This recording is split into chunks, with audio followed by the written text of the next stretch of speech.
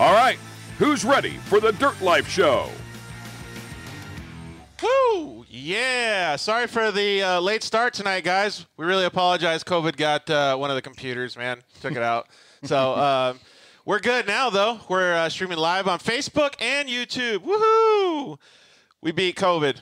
All right, guys. So this is episode 35 of the Dirt Life Show. My name is Georgie Hamill, and alongside me, I got the glorious Casey Peck with his matching shoes and hat tonight.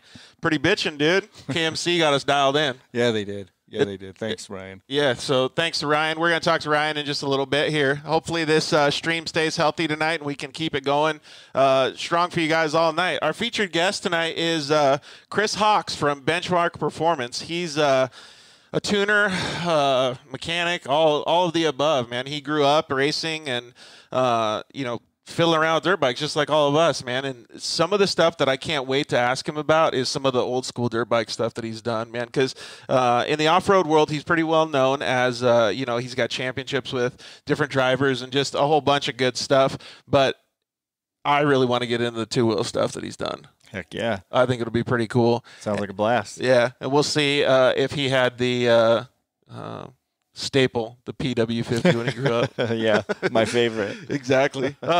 So we have some pretty exciting news tonight. We want to welcome a new partner, and I hope a longtime partner, man. Ryan Edwards that we had on an episode back a few months ago with KMC Wheels, man. Those guys do awesome stuff. And I got to admit, I mean, this wheel looks bitchin', right? I mean, it's killer. Obvious. All the products, I mean, the hats and stuff. But, yep. Dude, this candle is like my all-time favorite. Like, it's not even right. First of all, it says the smell of victory. Right. Second, I mean, the smell is like off the chain. It is so good. It's so good. It's so good. I'm going to have to ask Ryan to send us a whole box of those bad boys. I'm going to need one. I gladly will pay whatever it takes to get one. Yeah, like $50 a candle kind of thing. Yeah, dude. It's so good. It smells so good. I wish you guys were here in studio with us so you could smell this bad boy. So yeah, thank you very much to KMC Wheels for joining the Dirt Life Show. We have a bunch of cool stuff that we're going to start doing, and maybe we'll do some giveaways and things like that. I think it'll be a really, really cool partnership, and Ryan's just such a good dude. We're going to talk to him in just a little bit here. Since we're going to get caught up a little bit, I'm going to speed through all this real quick like we usually talk about. You can always join us on Facebook and YouTube every Monday night. You can look at the archives on iTunes and Stitcher and Spotify, all the good places, Google Play. We're all over the place. So, and we really, really want to get more interaction from everybody. So please join us as much as you can. Comment in on Facebook, DM us on Instagram, hit us up on YouTube, leave us a comment. It's really, really growing, and we are so stoked to have you guys be a part of the show because it's just so cool to see what everybody's doing. Tonight's topics that we're going to talk about. Oh, actually, let me thank the sponsors real quick. We obviously want to thank KMC Wheels. Like I said, we'll bring Ryan on. Shock Therapy, we're going to be at those guys' shop on Wednesday. That'll be a fun little deal. You can use the code DIRTLIFE at their website, save a whole bunch of cash. Zollinger Racing Products, use the code DIRTLIFE at ZollingerRacingProducts.com. Save a bunch of money on their awesome products. We did Instagram Live with them the other day. That was really, really cool. We're going to do a Rugged Radio giveaway, so pay attention tomorrow. We're going to give away these SR radios. These things are badass, man. The 5-watt radios, they got 1 to 3 mile range, and we're going to post on our Instagram tomorrow how you guys can win these things. So check it out, and good luck to all you guys. We've got a little funny video coming out tomorrow, so check it out. And obviously, we want to thank those guys at Solder Weld. They make their off-road repair kit. It's the best in the business. It's really, really cool. So, like I said, the Rugged Radio giveaway is tomorrow. One of the things that we're going to talk about is we're going to talk shop talk. I don't know how much actual shop talk we'll get into, but what have you guys been doing, or what have you guys been doing in the garage since COVID's been happening? Yeah, it's funny. I don't think we're the only ones, but it's like every little project that you've been putting off. Yeah, all of a sudden comes up. Right, totally. Like I've washed all of my bikes. I've lubed them. I've put this different tire on, like everything.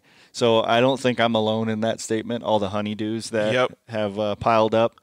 So hopefully you guys are doing the same and getting her done. So when this all breaks loose again, we don't have to worry about all the stuff we've been, Plus all your stuff is like super mint, like ready to go. It's still not how I'd like it, but you know how it goes. Yeah, exactly. Well, it's nice though to see that like everybody gets a little bit of extra time to do stuff. Right. But so I've been like tuning up just like you, like tuning up the car, tuning up the van, tuning up the dirt bike, like getting everything all mint, trying to find extra projects to do. I even did some backyard work. Like, nice. It's pretty cool, man. So it'll be good ready for the reset, right? When it's time, when the floodgates open. I hope the reset's tomorrow, man. I know, man. I think everybody is ready to go. Well, the thing that we were going to talk about, obviously we're late tonight, so we kind of got to brush over it, but it was just having shop talk, man. Like, I want to hear what people have been doing, man. Like, good evening, boys. Jeff Angel says, I have taken the whole YXZ apart to clean everything. Yep. See, even upgraded to a bigger fuel tank. Go. And then we're going to go up to Shock Therapy and meet with him on Wednesday, too, and do some video stuff. Installing the IQS system on the YXZ is going to be the first one. Awesome. So we'll see what happens. But yeah, commenting in and having fun with us. Let us know what you guys are doing in the garage over this little pandemic break that everybody has now. And who knows, maybe you spent your stimulus check on some fun stuff too. Like a bigger tank? Yeah, exactly. So, let us know what you guys think. I'm going to give Ryan a call here real quick. What are some of the stuff that your wife made you do? So I got some shelves in the bathroom to hang up. Oh, did you? I didn't get those done yet, but shelves everywhere, it seems like. Moving the pictures to here, moving the pictures to there. Garage work. You name it. I know. What about like pots in the garden and stuff like that? So Lily's talking about she wants to plant an herb garden. So Ryan, what's going on, man? What's happening? Same old stuff. We're just talking about flower pots and stuff like that, like what the COVID break is doing to us. Casey said his daughter wants to do some flower pots or garden. Yeah, she wants to do some kind of herb garden or something, which sounds like fun. Well, that'll be cool if you get free herbs. You don't have to pay for it. Yeah. Well, welcome to the show, man. I really appreciate it. So this is show 35, man. We've been just trucking along with these bad boys, man. You guys are cranking them out. Dude, we're trying to. How's everything going out there in Cali? It's going good. Just still hunkered down, waiting for all this to end. You guys still working hard? Trying to work hard from home, as much as the Wi-Fi will let me. Yeah, exactly. And you're putting those KMC wheels to use. I saw a few posts that you did on Facebook and Instagram that you're actually doing some UTV riding, huh? Yeah. You can't stop me from riding my UTV, that's for sure. and your dirt bike too. I'm a little bit jealous of that new KX450 that you got. I'm pretty pumped on that thing. The 2020 is pretty epic. Is it really? Yeah, it's a pretty awesome beast. Dude, it looks sick. How was it going out to Glen Helen the other day? I didn't even think they were going to be open. They are not. Luckily, my good buddies own AHM Motorsports, and they rented it for the day. Nice. Oh, dude, that's dialed then. So you got like a fresh track, hardly any people. Fresh track with 20 bikes on it. It was pretty prime. Dude, that's smart for the track too. There's been some RC tracks that have been doing that too. Yeah, absolutely. They've been doing the same thing where they're renting it out, keeping it low key, and it keeps them going, like you said. Well, since you're on audio and you're not on FaceTime, we got a little display of the KMC stuff here in the studio today, and we wanted to thank you very much for everything, especially that freaking candle, dude. That thing is off the chain. Those are pretty epic, huh? Oh my gosh, it's so good. Dude, I want to get since our audience members, our listeners can't smell it in the studio, I want to do a giveaway or something with those bad boys. Are those limited edition? Yeah, I have a couple of them left. We can raffle some off here on Facebook or something. Dude, that'd be cool. Yeah, maybe do something on Facebook or Instagram. That would be super cool. Yeah, man. Not a lot of people have those. Not to mention the Fandana, I'm calling it. The Fandana? The Fandana. What does that mean? It's a handkerchief. Oh, yeah. I'm calling it the Fandana. Oh, because we can give them away? Instead of a bandana, it's a Fandana. Dude, those things are super cool, too. Yeah, they are cool. You guys been doing those have come in pretty useful. Dude, yeah, especially right now, right? Yeah. So, I just wanted to give you a buzz tonight and just say thank you, man. Like, I really appreciate you guys coming on board to our little tiny show that we just started. I mean, the show is actually growing really, really well. It's got a consistent growth. I was checking out some of the statistics, and I'm really excited to be able to start these partnerships with companies like KMC and have just cool people around supporting it, man. It's awesome. No, yeah, we're stoked to be involved, and you guys resemble everything we want to have going on. So why not partner with the best? Dude, super cool, man. So yeah, I just wanted to give you a virtual fist bump, dude. Thanks, man. Yeah, for sure, man. Anything else you guys need, we'll be here for you. Dude, stoked. Well, we got a few hats from you already, so I think we're stocked up for now. So maybe we'll just try to give away some stuff in the next couple weeks here. Right now, we're giving away some rugged radios this week, so maybe in the next couple weeks we'll be able to give away some KMC candles. That'd be sick. For sure, yeah. We'll get those up and get some people stoked. Dude, yeah, that's awesome, man. Well, I appreciate it. We're gonna get our buddy Chris Hawks on the line here in just a little bit. So thank you very much for calling or having us talk to you tonight. And please have a good dinner and keep your family safe, bud. No worries, guys. Have fun tonight. All right, bud. Take care. See ya later.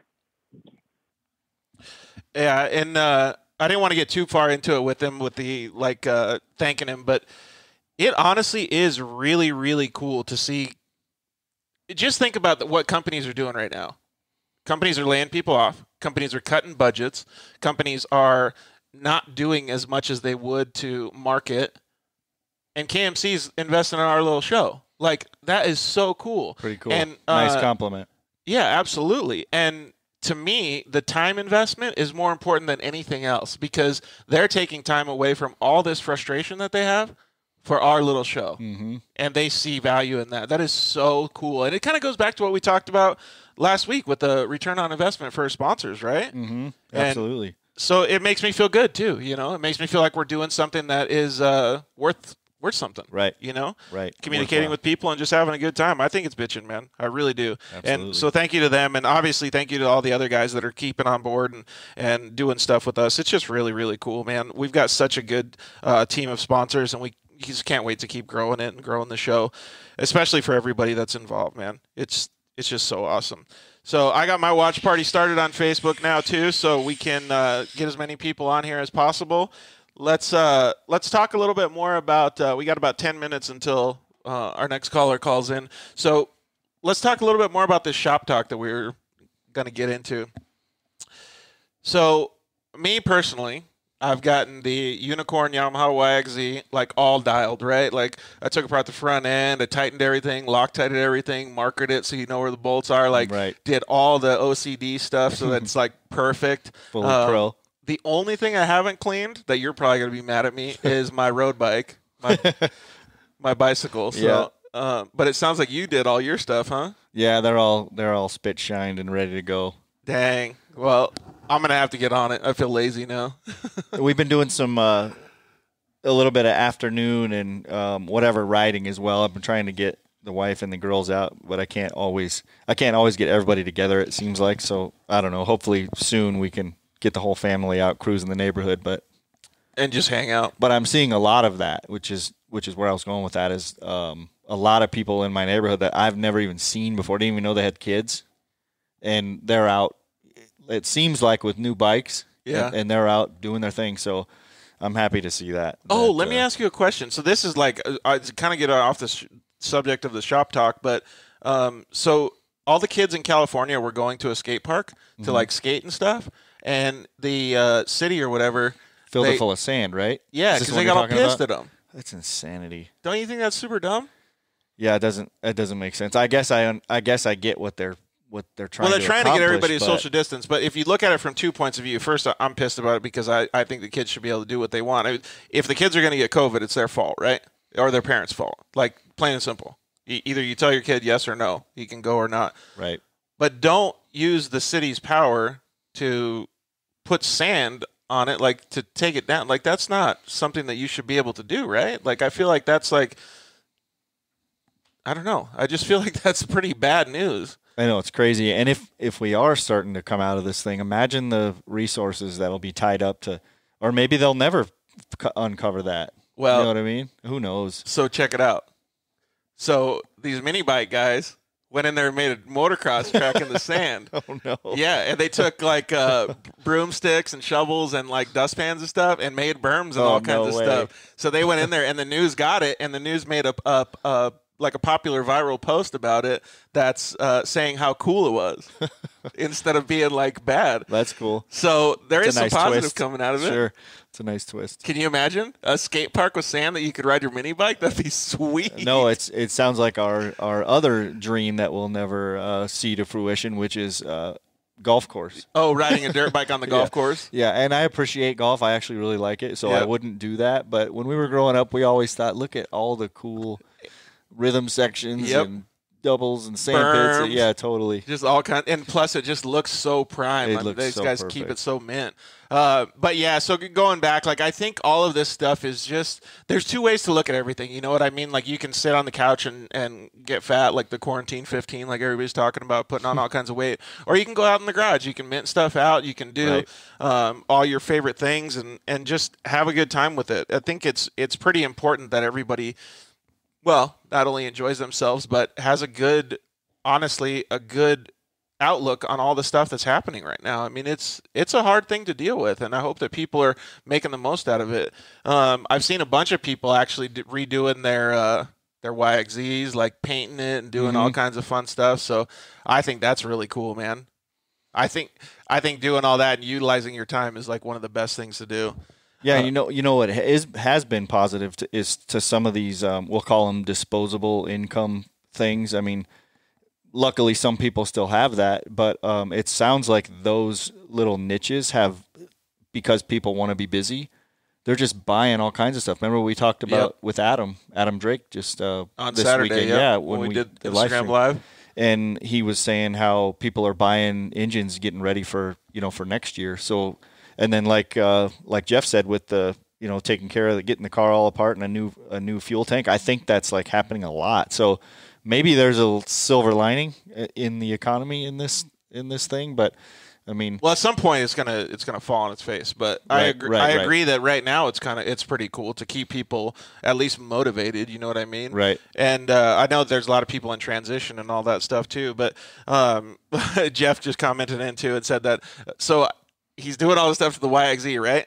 But he said Vicky and I made a small garden at her house too. Nice. So yeah, I guess it's eye for an eye, right? Right. You put new tires on the off-road car, and then you go make some garden stuff. Yep. I guess the cool thing that I'm trying to take away from it is that people are not completely in fear. I mean, there's obviously some of that, and panic is going on and whatever, but some people have decided to say, well, what can I do to like keep my mind busy and like do something that's positive? Yeah. So that's good. And whether that means spending money that you don't have or not, I'm not advocating that you do that, but I get it. Yeah. And I think like from the social media stuff that I've seen, I think most of the people are upgrading stuff or doing things that are within their limits. Right. You know what I mean? Right. And if they can't go out and buy a bunch of new stuff for their UTV or whatever's in their garage, they clean it. Right. And they maintain it and they change the oil or they do whatever was on the sidelines. You know what I mean? So now that they can do it. So a lot of that stuff is really cool. And I think there's a bunch of positives that come from it in my mind, because I think that maybe people will be, I don't know if this sounds rude when I say it, but less lazy coming out of it. Mm-hmm. Like, oh, I want to keep up with my stuff. You know what I mean? Like now they got it all fresh and nice. Go out and use it, and then have fun on the trails, and then come back and want to freshen it up again instead of leaving it, haggard or whatever sitting in the garage. Right. So I know it's going to motivate me that's for sure. So hopefully it motivates some other people too. And we already talked about the rugged giveaway, didn't we? Yep, we sure did. Okay, cool. So we're good with that. Hopefully you guys can tune into our social media at the Dirt Life Show on Instagram. Tomorrow we're going to post something so you guys can win those bad boys and talk to your neighbors across the street without seeing them. It should be pretty cool. We're going to have a couple minutes. We're going to have our buddy Miles Cheat calling in, see how he's doing. He and his buddies we'll ask him about this too, for their quarantine, they put a rope down from a big tall tree, and on the end of the rope, guess what was down there? Pit bike. KLX 110. Yes. So they're going, woo, back and forth, ripping. Nice. So you have to check it out. We posted it on the I think the Dirt Life social media. It was really, really cool, man. So we'll have to ask him about that. So he was saying that his buddy was doing it, and they were going so high on like the sides, like when they'd go whatever left and right. It was badass. Way higher than you would jump a pit bike, and it was tied to a rope. The only thing that was kind of sketchy though was like, what branch did they tie it to? Because it was high. I mean, it was probably 30 feet off the ground. It's funny. The only reason I guessed that is because I had just seen a video of a dude in some kind of gnarly like Jeep or something that was done. That was like that. It was all slung between two giant trees, and he was shifting forward, swinging, and then shifting reverse to do it again, and was doing the pendulum with this big old 4x. It was insane, dude. So people are really getting creative now, huh? That would be pretty cool to see that in real life with the Jeep. I think the Jeep honestly has Miles and his buddies beat, but it's still sweet. Yeah, it's pretty cool. That's crazy. Brian Forrester waved and said hello. Is anybody chiming in on your watch party? It's I think we only got a minute or so till Miles calls in, but it's going to be cool to talk to him about that. Like, where do you even come up with ideas like that? I know. I guess maybe you see the backwoods hillbilly with the tire to the tree, and you're like, well, why don't we tie something to the tire like a motorcycle? But so the kids got creative, man. I love seeing that imagination. It's pretty rad. So please comment in when Chris comes on too, and ask questions and see what kind of stuff we can get. He's also a mastermind when it comes to engines and stuff like that, so it'll be really cool to get his insight to how championships are won and all the good stuff that he's done, man. He has done so much cool stuff. It's just really neat, man, to see. He helped me out when we first got our Yamaha YXZ program together in 2016, and he flashed at ECU for us, and it was fantastic, man. It worked really good. But we ended up going with the Yamaha stuff afterwards because that's just the way the business portion of it worked. But he was tuning a guy named Brandon Arthur, a fast racer, Brandon Arthur, who I actually want to get on the show too. He drives a Pro Light, a Pro 2. I think he's even driven a Pro 4, and he was racing UTVs at the time, and he was tuning his car, and his car was wicked fast. So sweet. It's cool to see, and he just knows a lot about motors and just tuning everything, man. It's really cool. I would love to be able to pick his brain, but I don't think I'll be able to understand 90% of it. You might be a little bit better at understanding some of the stuff that he'll talk about if he gets into technical stuff. You could probably understand it better, too, because with the radio control stuff, when you talk about motors. But it'll be neat to talk to him about it. Anyways, I don't know what we got Miles Street calling in right now. So, Miles, what's going down, dude? What's going on? Oh, just enjoying this COVID stuff. We the computer that we have running some of the live stream stuff got the coronavirus today, so we had to fix it. We're 10 minutes late starting the show. Oh, no way. Yeah, I'm just kidding. Yeah, I can kind of hear it going on my dad's phone in the other room. Yeah, it's good. So we cured the corona on the computer, so we're good. Perfect. What's going on with you, man? How you guys holding up in California? Besides the dirt bike swing. Going good. It ain't too bad, really. Just grocery stores and stuff like that. You just got to wear the mask and all that, Yeah, exactly. Oh, are you mandated to wear a mask in California? Yeah, if you go inside any stores. Or I'm not, I think it's more by the county. Oh, okay. But, yeah, they're handing out fines and stuff. Damn, that sucks. But you're not getting a fine because you're all good to go, right? Oh, yeah. We're all squared away over here. Right on, man. Well, what have you guys been doing? We saw that video. I was just telling Casey about it. So you guys tied a KLX 110 to a tree, and we're using that, like swinging it like a pendulum, huh? Yeah, I don't know how long ago it started, but it was just like a bicycle on it forever over at my buddy Parker Porter's house. He had that thing set up probably when he was like 10 years old, but yeah, like 2 or 3 days ago, my buddy Colin brought his 110 over and just like, here, let's tie it up to it real quick. Dude, you sent me that. Yeah, Colin's a straight nut, though. He's like that kid that can make anything work, so I don't even know how he could rotate once he got to the ground, but Yeah, and he was like, it was almost like he was doing a half pipe. Like, he got so freaking high on the sides. Like, I saw like how high he got, and I thought he was gonna clip that tree. Oh, well, there's another video of him doing like a little tire tap off it. No way. Nice. Yeah. Dude, that's sweet. And when I was telling Casey about it, he said that he saw a video of a guy that tied up a Jeep and went like forward and reverse, like the same pendulum. Oh, no way. Yeah, it was some kind of 4x. I can't remember if it was a Jeep or not, but yeah, it was pretty nuts. So That would be pretty cool. maybe you find a tree and you can do that with a razor. That'd be pretty legit. Dude, see if your dad will let you do it at the shop, man. Tie it up to one of the lifts. Oh, we can figure out something there. Well, I wanted to talk to you a little bit and see how things were going over there, and I also wanted to get a little bit of info on our good featured guest tonight, Chris Hawks. Man, he's helped you out a lot, hasn't he? Oh yeah, Chris is the man. He's a big factor to our program. He will go down there and he'll spend 6+ hours with that car on the dyno, just checking every little thing, making sure it's perfect to go. So no, he's took our program like good to great for sure. And the devil is in the details with that kind of stuff, right? Like you can't just get it on there, make it say, oh, it's good enough. He's always trying to get more, right? Oh, he's a full-on perfectionist, so it goes good with how my dad and my crew chief Tim like to run things too. So when those three get together, they just start clicking. Yeah, that's super cool, man. Did you notice a big difference after he started getting in your program with the performance of the car? Yeah, like before we were having some problems like fuel pump, it was shutting off on us. So he got in there, told us like kind of what was going on, and took it down to his dyno, and we already picked up like a few horsepower in that same day. So we were instantly sold on him. Yeah, that's cool. And you've been working with him for how long now? I want to say 3-4 years. Holy cow, man. So you guys have a good relationship then. That's pretty sweet. Yeah, then just this last year, we were having a little bit of clutch problems in the RS1 when we took it out to Firebird.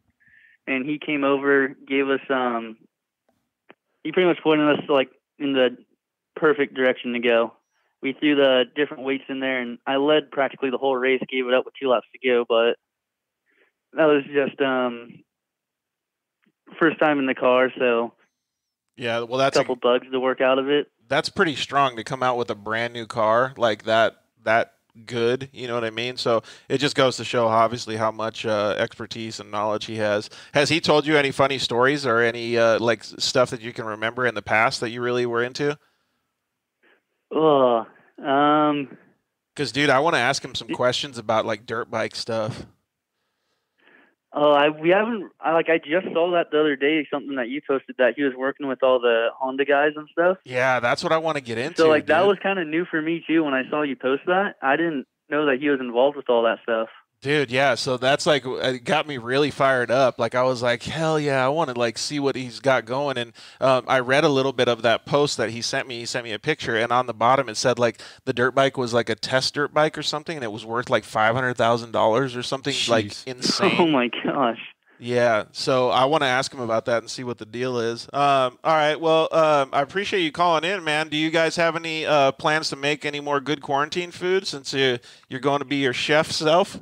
I haven't really been doing anything too crazy lately. My mom's been cooking a lot, so that's been kind of nice. Yeah, that's pretty cool. Yeah. Is she teaching you the ropes still? Oh yeah, so she's got it down pretty good too. Hell yeah. Well, yeah, please tell your family I said, or we said hello, Casey and I, and stay safe, bud. Oh yeah, we'll do. And just one last little thing.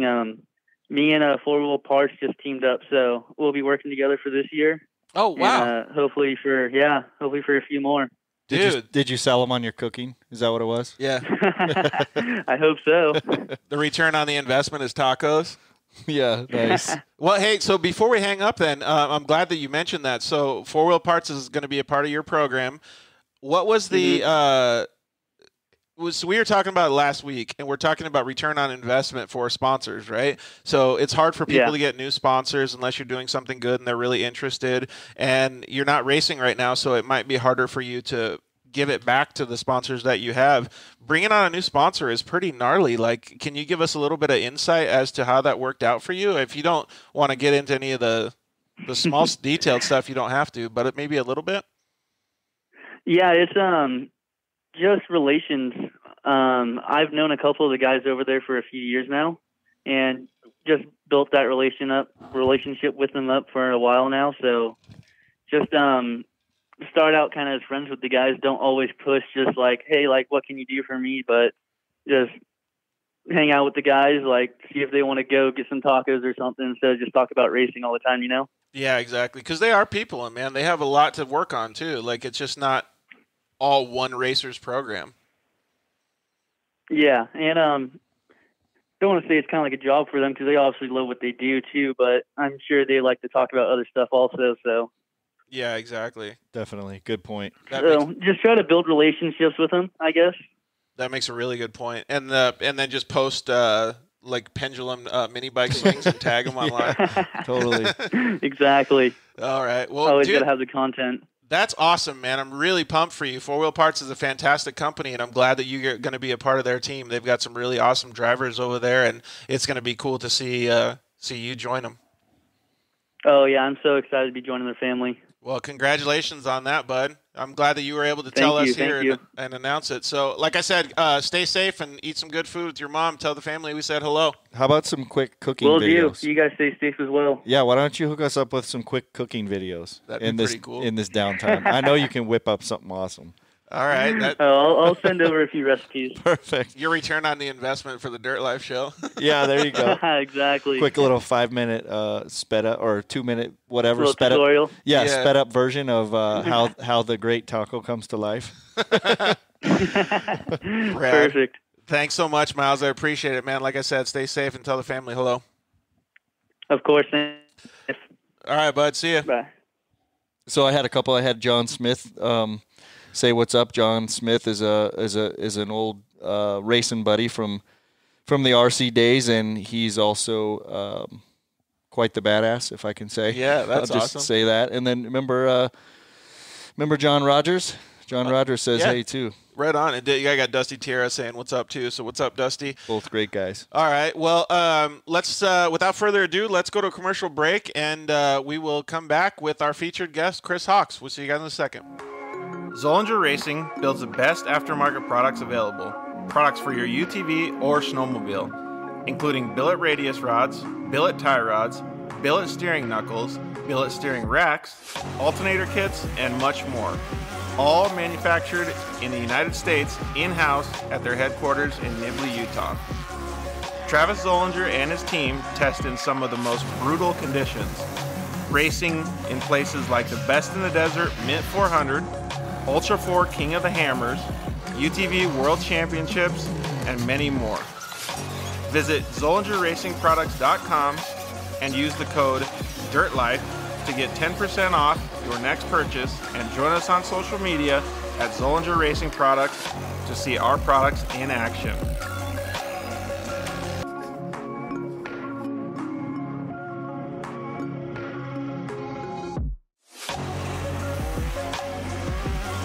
Zollinger Racing, the best products, period.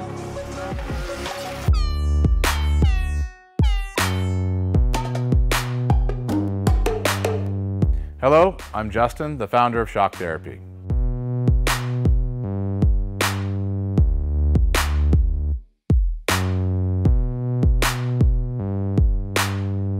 Shock Therapy has been around for 5 years, but we have personally been tuning suspension on off-road cars and race vehicles for over 25 years. We tune between 10 and 15 cars per day, every single day of the week. Our concentration is tuning shock systems and supplying components that improve the ride quality of your car in many ways. Not only do we work on the average UTV, but we also tune suspension for race teams and professional drivers.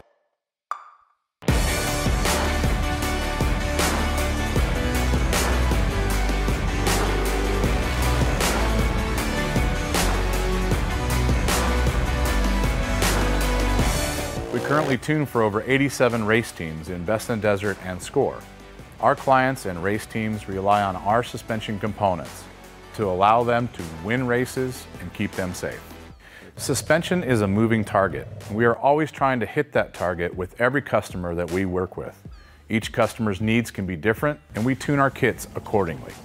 Our research and development never stops. We improve our components every single day. As the industry evolves and improves, so do our parts and kits. As of right now, we have over 100 products for UTVs. So when you bring your car to us, you have the satisfaction of knowing that you have the most experience, the highest quality products, and the fact that your car is being tuned specifically to you.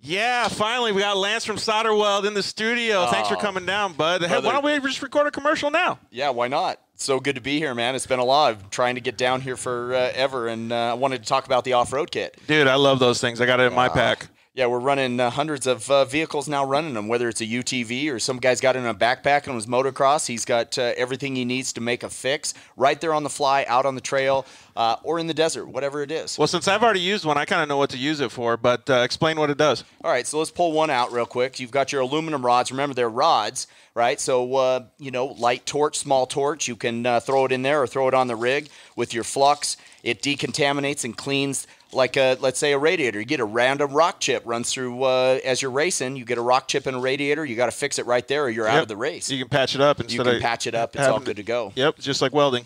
Yeah, also as well with that, you've got a brake line fix. So with your flux, you can fix a brake line, stainless steel, and then your hot block, heat absorption putty. So it keeps you from getting burned, number one, as well as keeps the heat from traveling. So it's really nice. I've used this not even to fix anything, so that stuff works so good, man. Listen, it's easy. It straps in nicely so that you have everything you need in one little place, and you don't have to carry a big bag in it's the It's like a first truck. aid kit for your vehicle. Yeah, Chase trucks have it as well, so that if they need to make a fix on the fly, they can get it done and get it done quick and get you back in the race. Dude, those things are so cool. All right, so it's at Solderweld on Instagram, Facebook, and solderweld.com.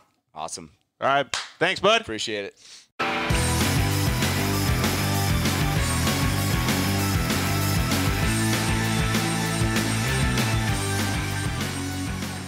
Chris Hawks, what's going down, bud? How are you? So, how's things going out there, bud? Not bad. A little break from the rain finally. We've had an unbelievable amount of rain in Southern California, which I know other people have too. Yeah, dude, 100%. My sister lives out in Los Angeles, and she was complaining about the same thing. So, for our audience members that don't know who you are, we're stoked to have you, Chris.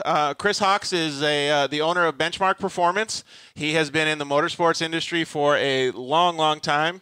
He's a veteran tuner. He can tune pretty much anything: trucks, dirt bikes, cars, side-by-sides. He has done a lot of stuff for the Lucas Off-Road Racers. He's worked with guys like Brandon Arthur. He's worked with Miles Cheek. He's worked with a bunch of the younger kids. He's now helping his son do a bunch of stuff. I saw him at the Works races, and he's starting to help out those guys. Be known to me, or I didn't know this before, but he's worked with some of the Japanese engineers as well on some motorcycle stuff. So for all you audience members that don't know, Chris lives in Southern California, and we would definitely like to get a little bit more into it with him. But welcome Chris Hawks to the show. Thank you, guys. Appreciate the intro. Super stoked to be on. Yeah, well, thank you for taking the time, man. I know you've been slammed with work. How's things going out there in Southern California for work? Surprisingly well. It's definitely slowed some, but we really only had 1 week where it was, we never ran out of work. We never got to work. We're twiddling our thumbs, but only 1 week where I'd call it really slow, and it's shockingly good right now. I'm super blessed for that. I thought it was going to be slower than this, and I'm blessed to have a bunch of work. So thank you, everybody. Yeah, that is super cool. When I talked to you earlier this week, I was thinking the same thing. Like, how rad is that all these people are doing? And that's why we had the topic today of what people are doing in their garages, how they're tuning things up and making all their stuff go faster and just getting everything going. And now that the race season is on hold, in quotes, everybody can even do more preparation. So it's pretty rad. Absolutely. And there's so many race series when you're talking about racing with UTVs, especially that are going on right now, even just in Southern California, that the schedule's been daunting. And a lot of these racers do more than one series. And it's really challenging to get the cars ready for each round. And I'll be honest, there's a couple of cars that we either work on or assist working on that this break has been a blessing, because I don't know how we would have pulled it off. Oh, wow, really? Yeah, I mean, there's just the schedule is crazy. And when there's just, I think there was a 6-week period where there was only one weekend that was going to be a break. So it's just nuts. That is pretty cool, though. It's neat to see that they have all these series available for people, though, too. That's pretty bitchin'. And that stuff's all pretty much local out there, or not local, but to the state for the most part, or well, not I think really? Southern California is definitely doing a better job than most other states, but, well, you can probably be a better judge of that, Chris. Well, I mean, obviously we have Lucas Oil, which didn't get kicked off, but we have that. We do have the Lucas Regionals, which did have round 1 and 2. And then we have Works, we have the Dirt Series, and then you have the GBC Series at Glen Helen now. There's NorCal side-by-side. There's just a whole bunch of options for people to race. That is super cool. We got a couple comments coming in. Eve Star Racing said the best in the business, and Dynojet Matt says you raised the bar for sure. Well, I agree with both of those comments. I said it earlier on the show that when we first started our YXZ program, you were kind of new to the YXZs, and this was in early 2016 maybe, and you guys smoked us. You and Brandon Arthur, your driver, you guys wasted us going down the straightaways, and I walked up to you and I said, dude, can you help out? And you were able to flash my ECU and get me up to speed for the next round. So that was pretty sweet, man, that you helped out. I still, to this day, remember that, how cool that was of you to do. I remember that, and we love helping people. That's why we do this.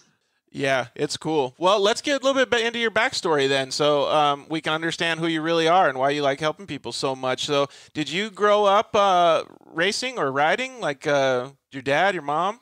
Yeah, I got tons of stories I can give you. So we'll see how far you want to go down the rabbit hole. But yeah, I grew up around, let's just say, motorsports and power sports vehicles. I didn't necessarily grow up in racing. Nobody in my family raced professionally.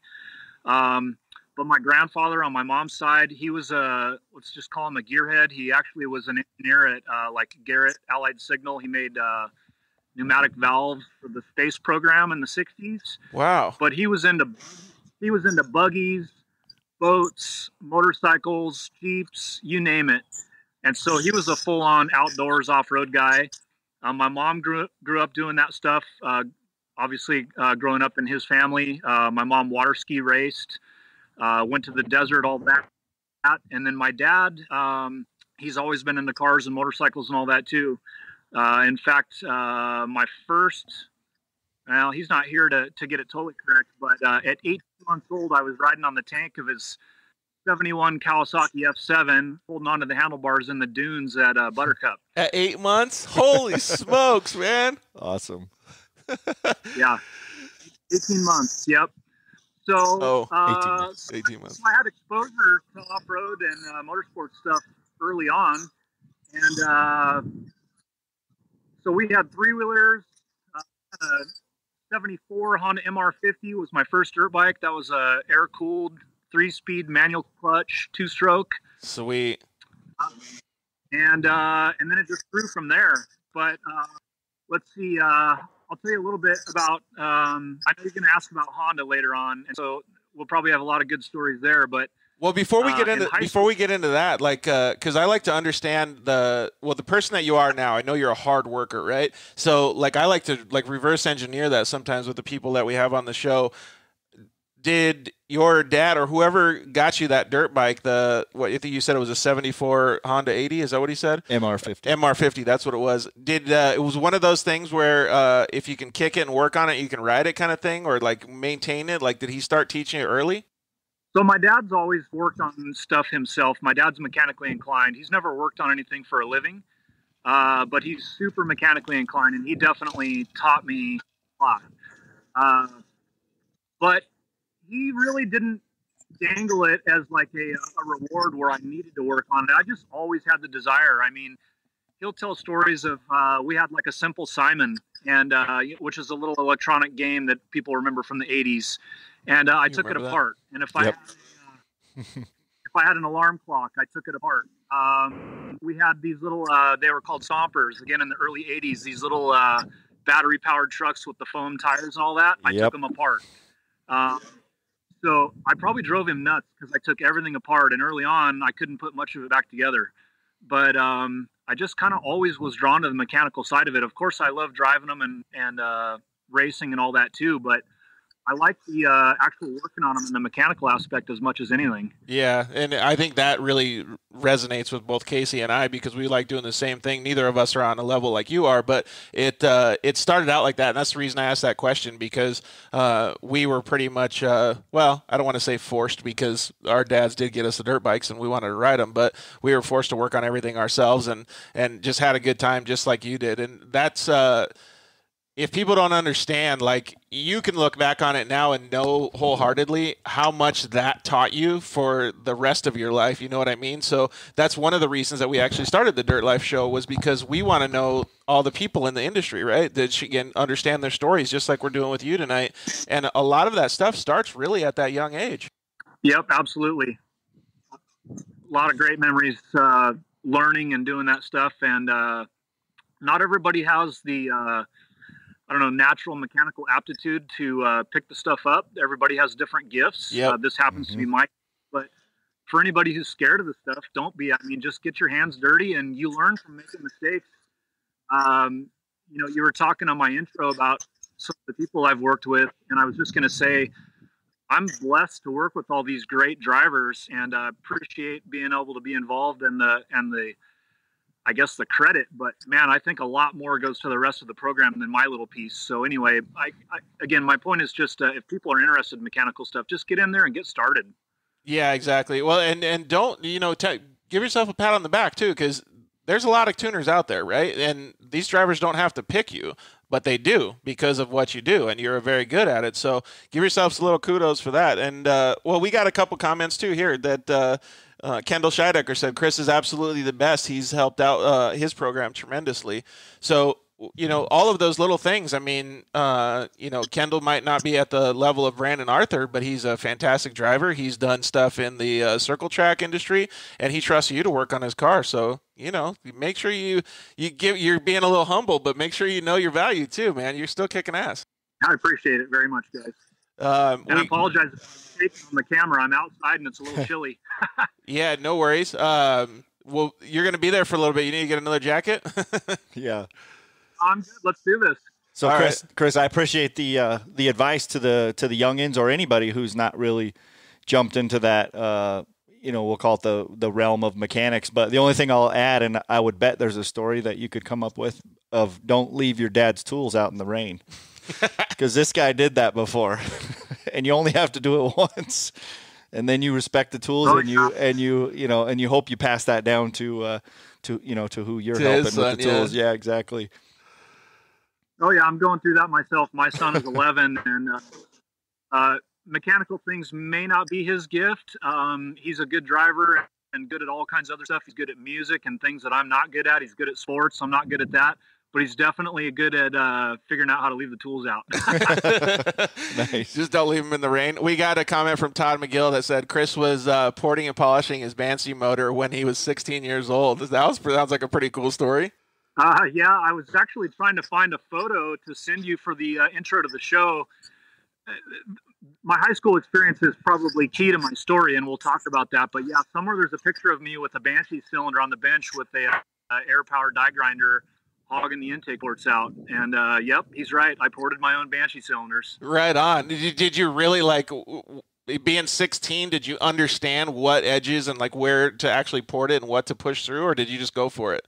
Oh, I knew some of it, but I certainly don't know what I know today, and I still don't know anything. And probably in the big picture from an engineering standpoint on a two-stroke with port timing. But I had seen a cylinder that was ported by a reputable company that had been blown up.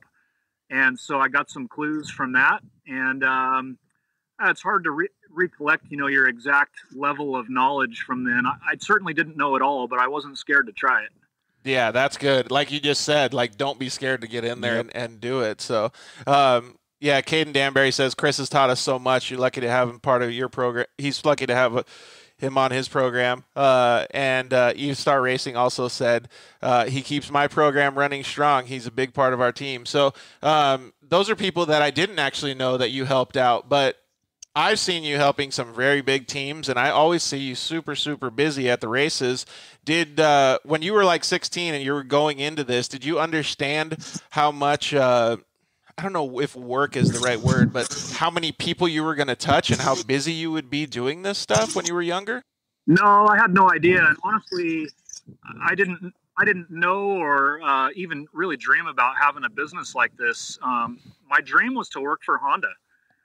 And I don't know how I got connected to Honda as a brand. I mean, certainly we owned a bunch of them as a kid, but I mean, I grew up following motocross in the 80s. Rick Johnson, Jeff Stanton, Jeremy McGrath, all the names. There's a bunch of them that raced all the 80s Honda motocross stuff. And so I was a fan, and I just wanted to work for Honda. I felt like Honda had the best products. And honestly, I didn't have a plan. I didn't know how I was going to do it.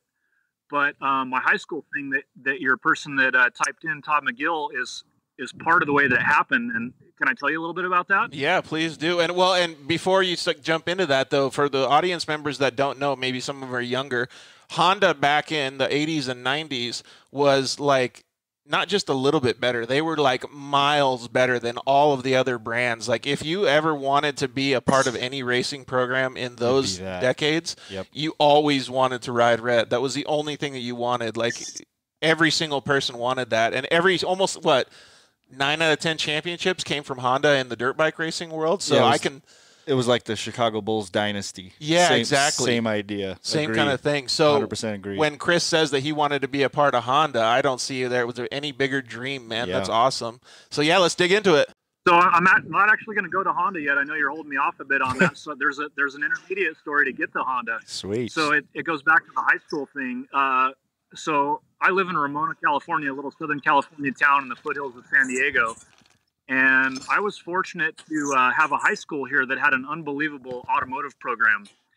And at the time, my high school teacher, Mike Jordan, competed in something at the time called VICA. It stood for Vocational Industrial Clubs of America. It's still around today under another name. It's now called Skills USA. But it's basically vocational skill Olympics. And so they have things like commercial baking, construction, jet aircraft mechanics. I mean, anything that's a vocation that you can do with your hands, they have a competition for. And so I was in the auto program here at our high school, and I did compete in some of the automotive competitions. I never won any of the top competitions. One of them I'll tell you about connects to Honda here in a minute, but VICA did end up having a motorcycle competition. And my high school didn't have a motorcycle program at the time, but my teacher, Mr. Jordan, knew that I was really good with motorcycles. And so he entered me in the motorcycle competition. Nice. And so the way that it works is you start out going to a regional competition. And in motorcycles, I think the regional may have just been a written test initially. And then you have to do a presentation. So I remember that I chose a clutch for my presentation. So I had a clutch basket, the center hub, all the plates, the pressure plate, etc., from some type of motorcycle. And I had to present the clutch or my product or item that I chose to the judges and explain how it worked.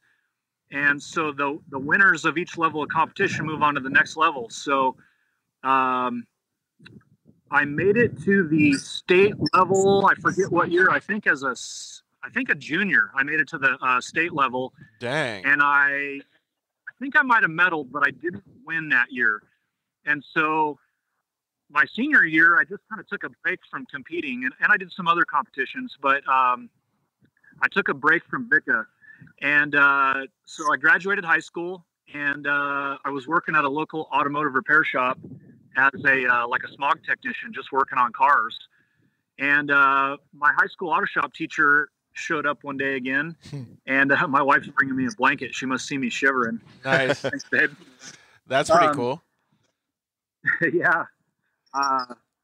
Anyhow, he signed me up for post-secondary competition. That's basically college level. And he didn't even ask me if I wanted to do it. He literally just showed up at my work and said, "Hey, I signed you up for post-secondary." It sounds like it sounds like he really saw some star in you. Yeah, absolutely. Yeah, he's unbelievable. He was a great teacher and mentor. I'm still good friends with him today. He's retired now, but he's still involved with teaching kids. And yeah, so he just signed me up. And I got to say, I probably wasn't super self-motivated to go compete, but I wasn't against it either. And so I ended up going again and competed in post-secondary, and I ended up going all the way to the national competition. So I won the state competition, went to the national competition, which was in Kansas City, Missouri, and represented California there, and I won the national competition. Dude, sweet. That's awesome. And so yeah, it was pretty, you were still pretty young. Go ahead. Yeah, I was just this first year out of high school, so probably 18. And I remember being intimidated because I was competing against guys that were in their 30s and 40s that worked at motorcycle dealerships full time, and guys that had what I thought a lot more experience than me. But I ended up winning. Dude, that is sweet. I love hearing stories like that because you know you're going in as the underdog, and it's not just the underdog story. It's like you really, really have to prepare, and you have to be mentally like tough to be able to get in there and do that. It's like, how are you going to go and beat Michael Jordan's records if you know, go in there without the energy to do it? That's bitching, man. Yeah, and so since then, we'll jump around a bit here, but later on, I don't know how many years later, but while I was working for Honda, I actually got to go back to Kansas City again as a judge and be able to be on the other side of the coin. And that was really neat and rewarding as well. Yeah, how was that? Absolutely. Was that cool? Because to see all the young guys doing it? It was super neat. And it's interesting seeing the type of mistakes that were made both by myself and by my competitors when I did it, and then when I was a judge, and then seeing some of the kids that still go do it now. And like one of the things is electrical. Seems like just maybe in our country in general, I know I'm generalizing, but electrical stuff seems to be weak for people's ability to understand and to troubleshoot. And so that's definitely a field where if you're working on this power sports stuff, if you bone up on some knowledge there, you're going to stand out from the crowd. Yeah, 100. Well, and 12-volt stuff is way different than like the households 110, 220. Like every time I have anything wrong with my house, I call my co-host Casey over here because I have no idea what I'm talking about. The 12-volt stuff, I don't get too bad, but I'm still very, very novice compared to most of the guys that you're talking about. So, okay, so take a step back after you won the event. What was it called again? The VICA, yeah. Yeah, VICA. So for winning the competition, I got a big Snap-on toolbox. Dang. A Harley Davidson motorcycle that was donated to my school. Nice. I got a full ride scholarship to MMI, Motorcycle Mechanics Institute, which at the time they only had one campus in Phoenix, Arizona. Mm-hmm. And then I also won a 30-day internship to American Honda. Whoa! So cool. Dreams realized all of a sudden.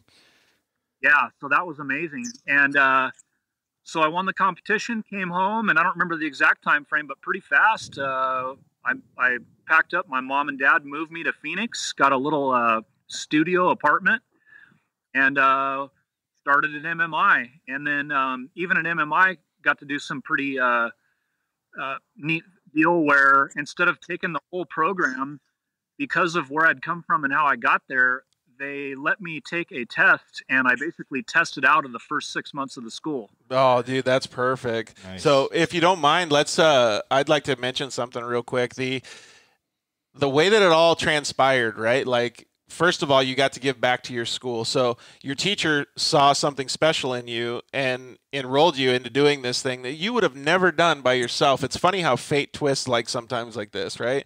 And then so you go, and then your whole dream of getting to American Honda was realized, and you wouldn't have even had that opportunity had he not kicked you in the butt to be able to do it, right?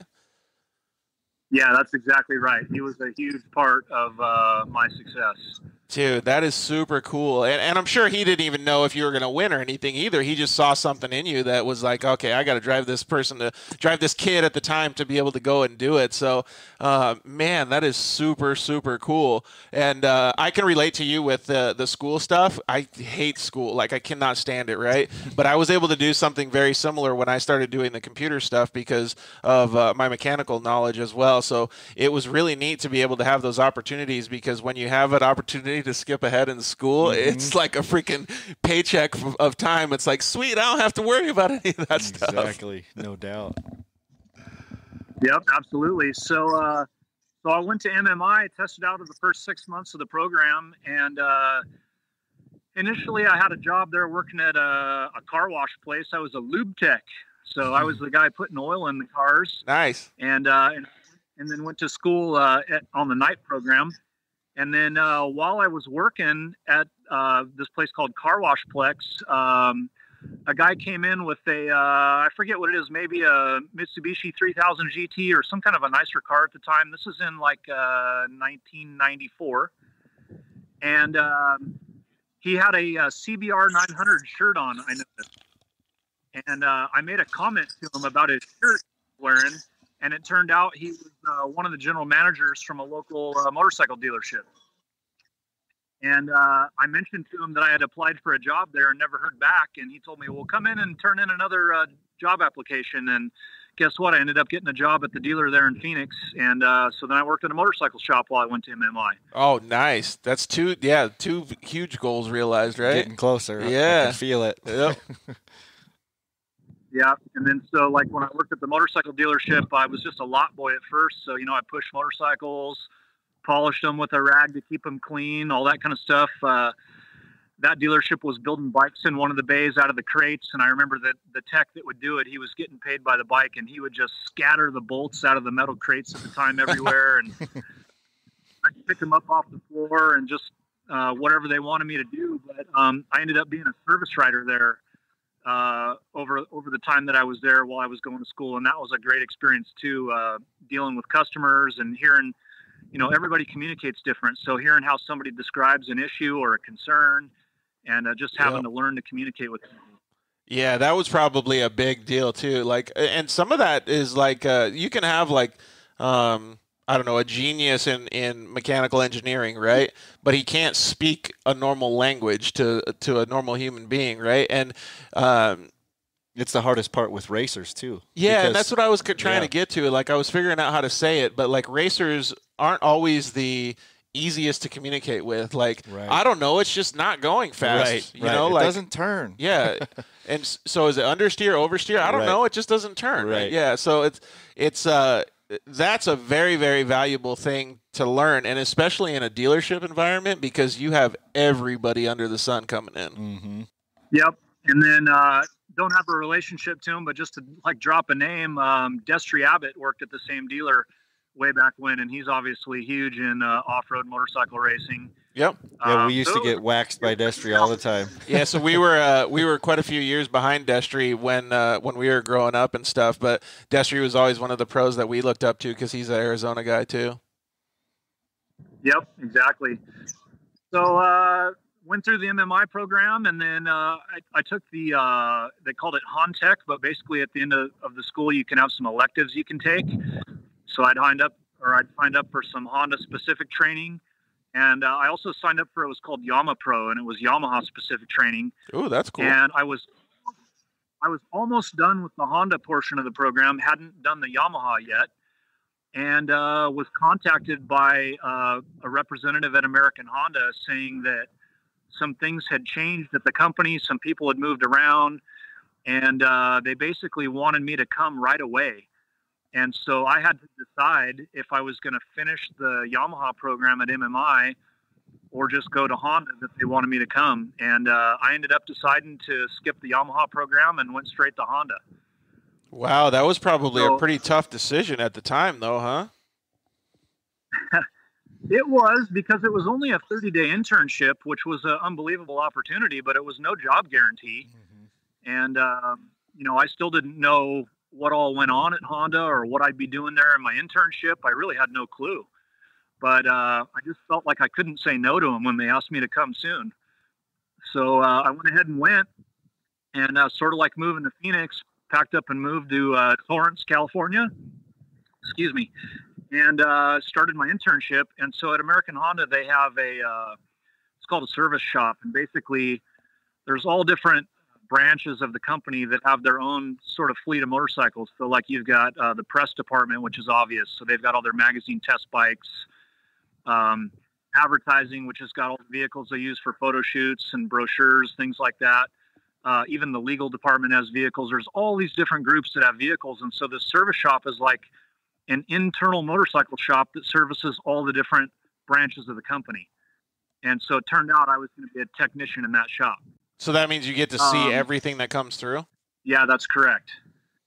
And so one really incredible thing about working in there is you're working on pretty much brand new stuff all the time. That's cool. And I'm sure you guys have seen the Honda race shop and other places, and the service shop there is absolutely immaculate. And so it was really neat to work there. One of the biggest changes coming from the dealership, even though I wasn't a technician at the dealership versus being a technician at a Honda, but was when I came in there, I was kind of hurrying all the time when I was working on the jobs. And I remember the other technicians in there were telling me, slow down. What are you going so fast for? Yeah. And, part of it is there isn't the same certainly there's deadlines and things, but you don't have a regular customer, I'm going to say, breathing down your neck to get something done by a certain time. And so with Honda, it was all about quality. And so everything had to be done right and done right the first time. So instead of, they didn't want you to rush through it. They want you to take your time and do it perfect. Yeah, that makes a lot of sense, though, because the quality instead of quantity, the type thing, Mm-hmm. and the dealership is, and I don't mean to badmouth dealerships, but the dealerships are usually the opposite, quantity instead of quality. You know what I mean? Just get it out, get it out, get it out. So that's a good learning experience, though, especially knowing what I know you do now, working on individuals' cars. There's obviously time crunches because people need to get things done, but you learned at that point that making it perfect is always the way to go. Yeah, absolutely. More often than not, if you don't, it'll end up biting you later on. So try to do the best job that we can the first time, and we make mistakes, but just try to do as good of a job every time we can. That's the goal. Yeah, exactly. We had a couple people comment in. What's up, Hunter? How are you doing, man? And then Mick Bangalore says, is this live? Yes, it is. It is live, but it will be archived. So if you need to bail out and go eat dinner, you can come back and check it out. We've got our featured guest, Chris Hawks, on tonight. He's with Benchmark Performance. He does a lot of tuning for the off-road industry, and now side-by-sides have gotten a lot more popular, so he's doing a lot of work with side-by-sides as well. All right, well, let's continue with where you went from there. So you're working in Honda and enjoying it, I guess, huh? Yeah, absolutely. I loved it. And just again, I don't think it's stroke of luck. I think God had his hand in it on leading me to where I'm at. But Yep. For instance, I started in March of '95 is when I started at Honda, and I worked in it was called door number 8. And coincidentally, on the same day that I started at Honda, a guy by the name of Johnny Campbell started at Honda. Oh, And, nice. Never heard of him. Just kidding. That's awesome.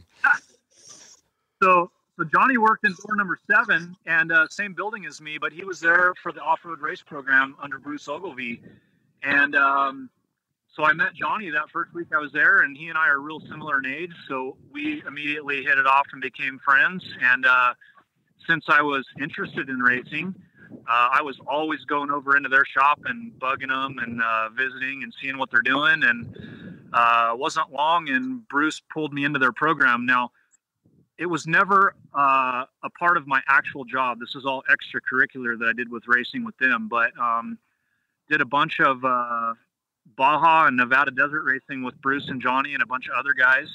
That bike that you saw is part of that, and we'll talk about that. But yeah, just super fortunate to, same thing, just be there at that time and be around those people. And they recognized I got some qualities in me that they wanted to have me around. So Yeah, very thankful for that. and well, I agree with you. What you're saying is like fate has a crazy way of putting you in places that it wants to, right? But there's also a lot of hard work that goes into it, right? So if you hadn't have put in all the hard work, if certain things didn't happen to get up to that point, and again, I know you're trying to be humble, but you're smart as heck. Like, so having those things and having people understand and see those qualities is really what led you to those points. And obviously those turns that you had to make to get to that point was pretty freaking cool.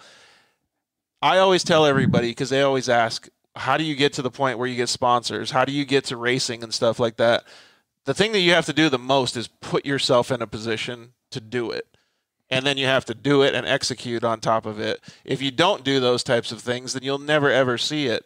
And Chris was fortunate and hardworking at the same time. So it's pretty cool to see that. Yeah, and you got to seize the moment, obviously, when you get that, when you're blessed to have this, opportunity. You go after it and you go full bore, just like you obviously did. And I have to go back for a second, if you don't mind. Sure. I'm picturing, we had VICA in my high school as well, and I did not do it. I was kind of envious of some of my buddies that did it, but I was racing moto, so I didn't have time for that, which isn't necessarily true, but that's how I saw it, and I wish I would have done that. But going back to that, when you as the just out of high school guy working at the as a lube tech or whatever, the teacher comes to you and says, "Hey, you're going," and you go to be with all these college guys or whatever against them, and you felt like you were the underdog. When you got called up by Honda and you walked into door number 8, did you have the same feeling? Oh, good question. I guess I was certainly nervous. I remember being nervous, but it wasn't the same type of nervousness. It was just Honda's, a big corporation, and I'd never been around a company that big, and it's run very professionally, as you can imagine. So it was intimidating from a different factor, but I wasn't intimidated on necessarily the ability to work on the vehicles or that stuff. It was more about the environment and just learning how that works in the corporate world. Good. That's awesome. That's kind of what I was expecting you to say, and I was going to go back and give you kudos for you were building your skill set all the way through these and confidence. Yeah, absolutely, and your confidence to when you were on the stage, the big stage of the dream of Honda, you could rely on that. You knew what you were capable of, so that was probably a pretty good feeling. Like you said, I can imagine it being a different environment, like you said, but at least you could fall back on, hey, I know how to sling these wrenches, and I know how to think through these problems and all that. So that sounds pretty cool. It was probably kind of comforting that you'd kind of been there, done that, I guess, maybe. Yeah, and then so some of the other things that led me to where I'm at. So I worked in the service shop, working on almost production stuff, non-race vehicles, awesome nonetheless, but non-racing. And down the other direction from Johnny in the same building was the actual race teams. So the Supercross team, which is Supercross and motocross and road racing, was all in the same area. And so it was just down the hallway from where I worked. And so on our mandatory breaks and at lunchtime, guess where I was? I was always wandering out there, poking around. And so I got to meet a bunch of those guys. Actually probably made the best friends with the road racing guys. This is back when like Miguel de Hamel was racing RC 45s. Mike Hale. I remember. And, so I got to meet their crew chiefs, which was Ray Plum and Merlin Plumley. And both of those guys were super friendly. And they didn't put me to work or anything, but for a young kid that was down there poking his nose around a professional racing program, they were very friendly and courteous. That's cool. And, that was awesome. Yeah, that is super cool. One thing that I did just understand that he's doing here is we always talk about this on the show. The more you put in, the more comes out, right? Hard work pays off.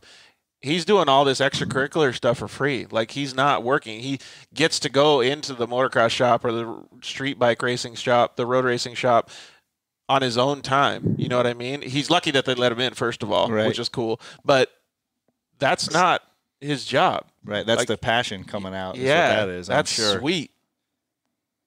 Yeah. So then another little piece is in the back of the road race and the motocross shop, there was a full-on machine shop that was dedicated just to the race program.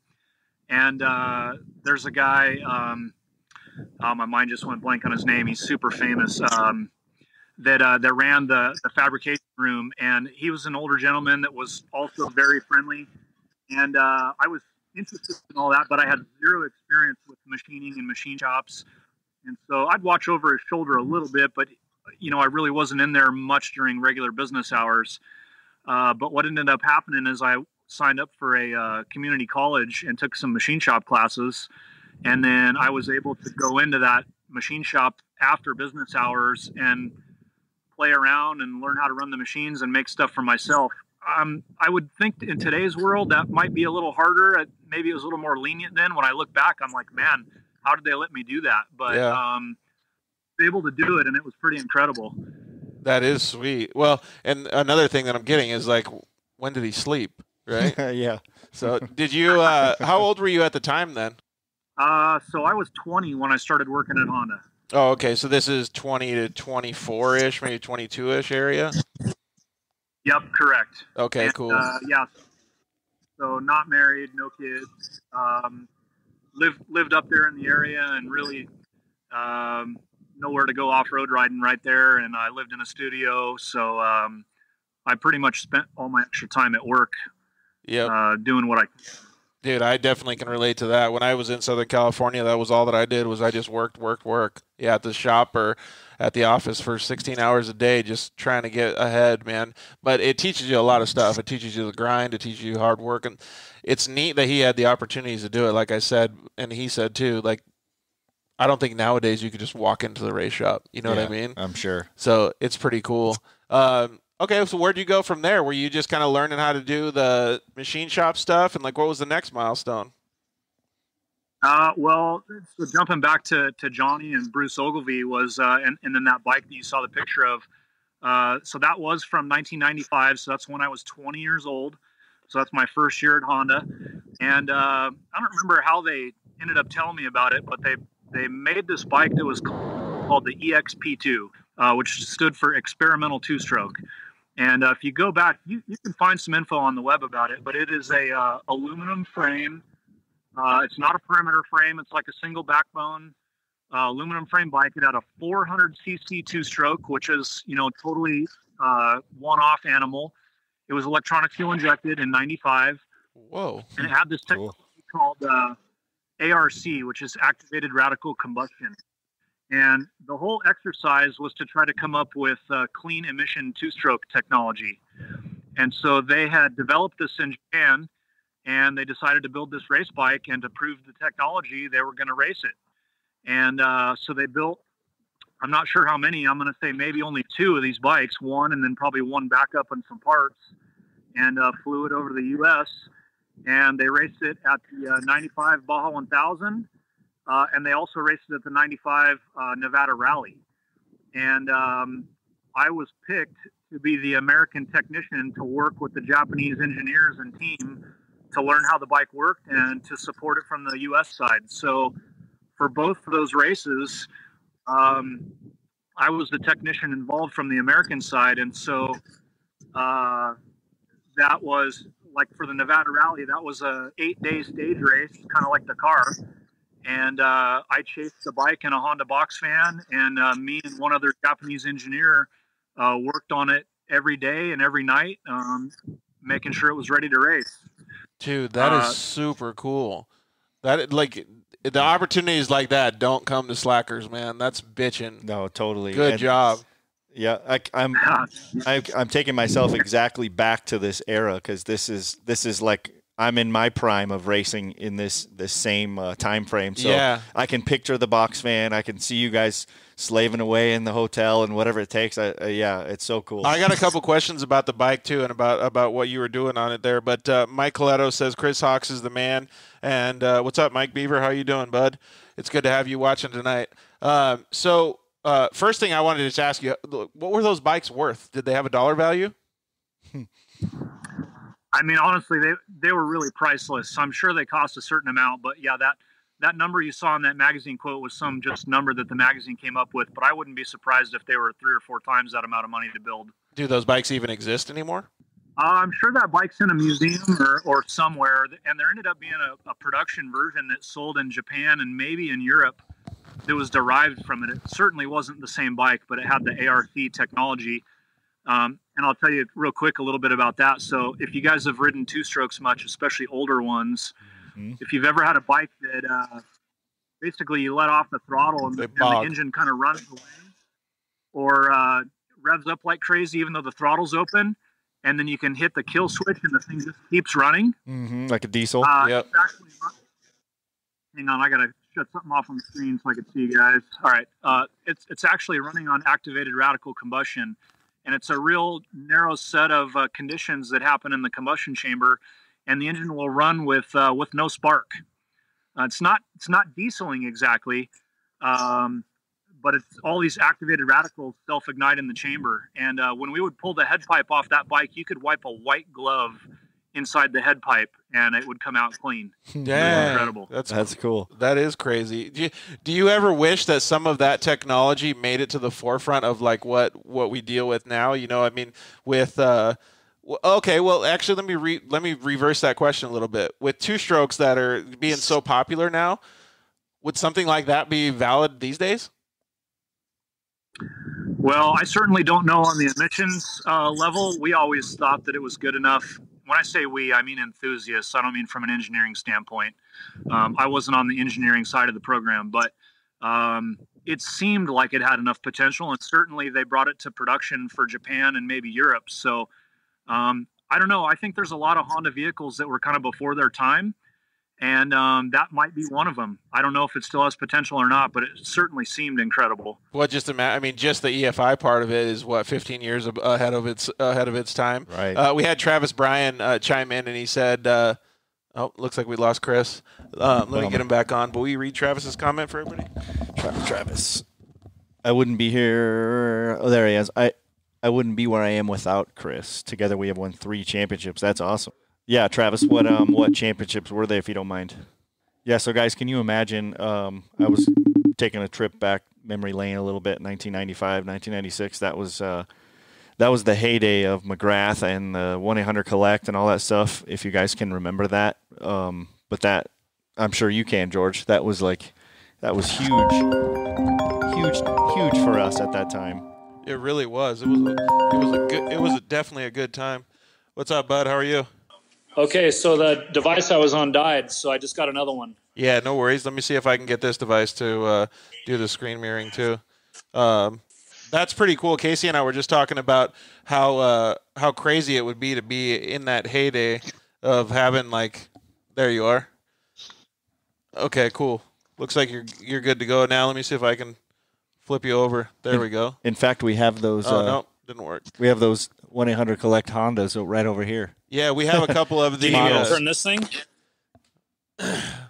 You won't be able to see us, so you can kind of see me. I'll hold the phone so you can see me a little bit, but you won't be able to see Casey. You'll just be able to hear both of us. As long as I can hear you, we're fine. Okay, sounds good. So where did we leave off? You were talking about, what kind of bike those would be today. Yeah, exactly. We were talking about that, and that's what I was saying. I don't know from the engineering and emissions standpoint if it could work in today's world, but I certainly wish they would come out with a new 2-stroke platform. That would be super cool. The amount of technology that they put in that, I would like to see, what if you could sneak back into the Honda shop now and go into the race shop or go into the development areas and kind of check out the new stuff that they have going on, or even go over to Japan and check it out. How sweet would that be? Super cool. Yeah, that'd be incredible and impossible. Exactly. They run a tight program over there. Yeah. That's why not much gets leaked out of there. Exactly. That's why I'm so impressed that you were able to do it back in the day. Well, okay, let's keep going forward then. What was the next stuff that you worked with? I did the racing stuff. I don't remember how many years, but with Bruce and with Johnny, on the Johnny stuff, I was never his main technician or anything, but I did chase for him, and certainly was working on the bike at some of the pit stops, and that was really cool. So we did that for a number of years. I did that probably till the end of the XR600, the air-cooled days. And it wasn't that I stopped doing anything with them intentionally. What happened is I ended up having some more job goals that I didn't even, sort of like the rest of it, didn't plan on. But I really wanted to work at Honda R&D. And that is a different company than American Honda, where I was working currently. And so before I made it to there, I did some other jobs like Honda. They at a time they had closed down their tech line, which is a dealer tech line that technicians can call in for support. Yeah. And get support from people at Honda. And the time that I was in there in that service shop, they reopened that dealer tech line, and they opened it with 3 people, and they called me to be one of those 3.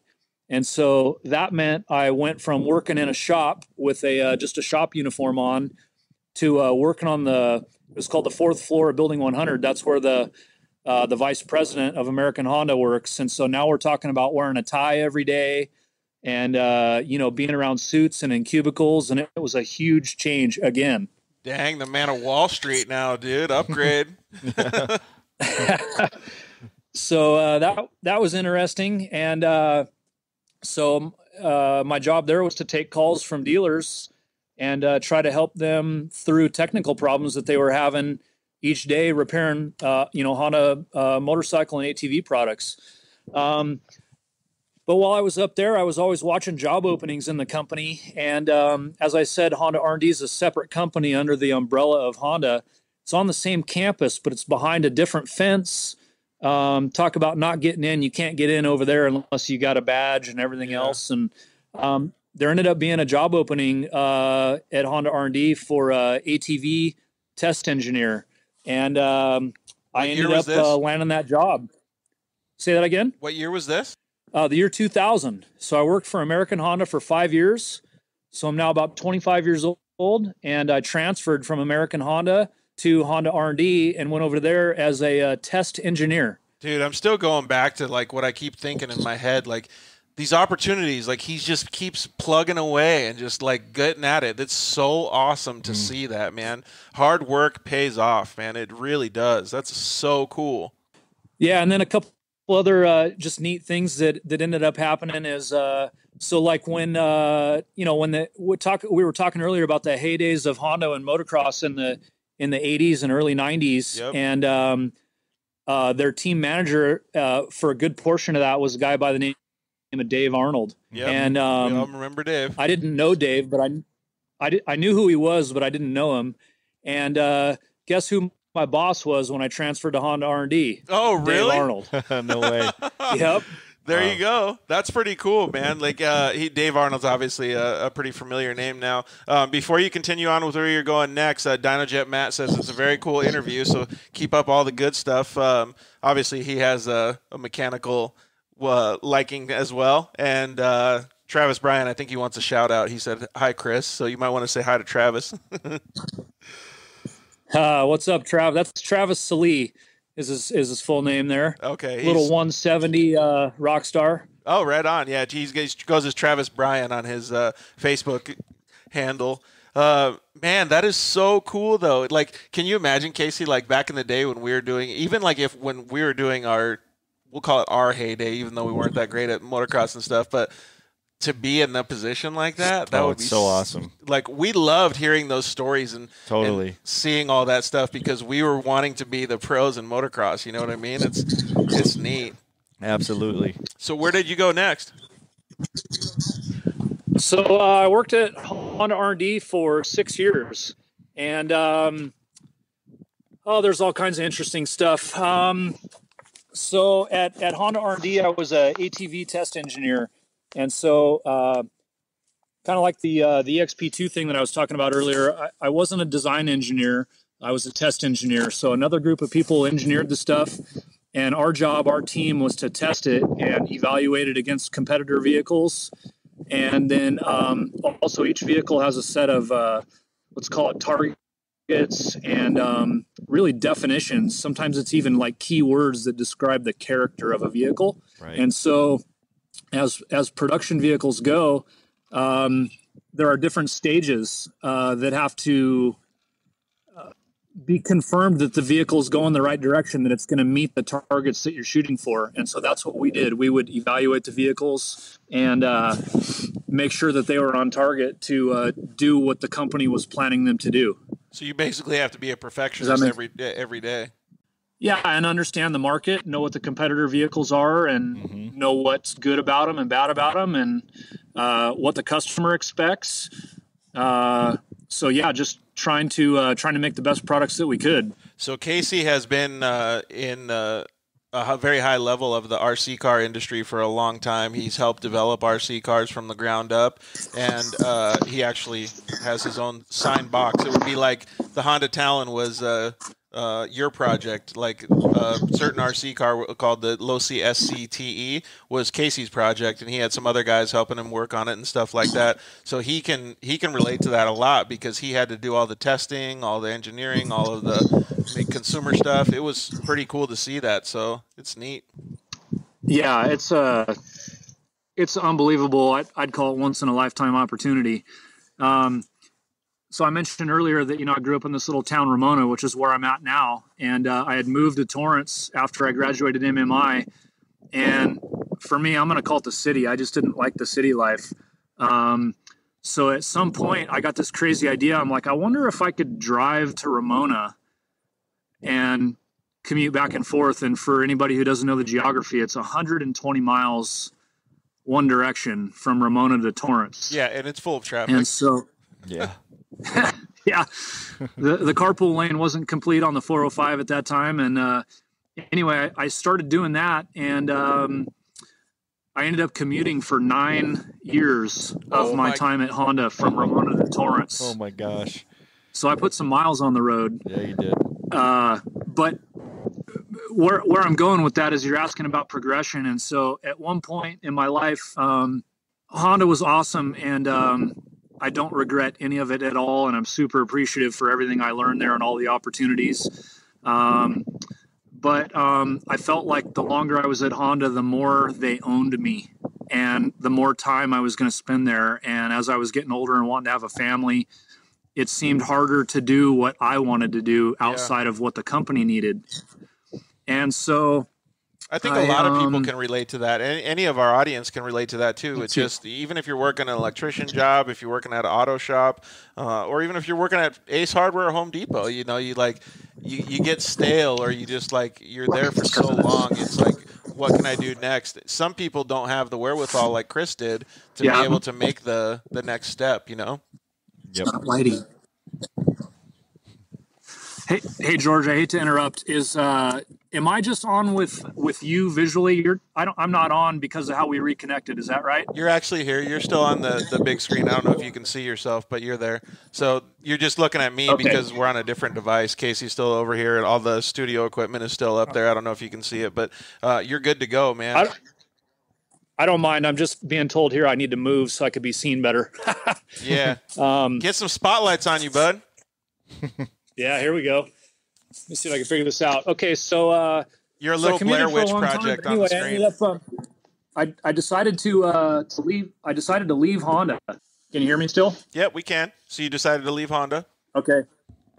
Yep. So I decided to leave Honda, not because I didn't love it, but I was just trying to figure out something that was closer to home. I didn't want to move up there, and so I was trying to just kind of rearrange the time used in my life at that point. Well, I'm going to tell you right now that I've been giving you kudos on your work ethic and stuff, but honestly, scratch all that. You took 9 years driving down the 405 back and forth to work. So ouch.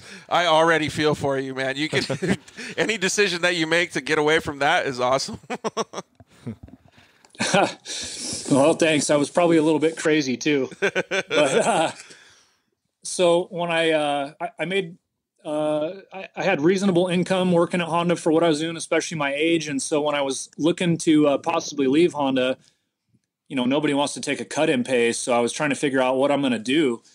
And I couldn't find a lot of jobs where I could make the same kind of money.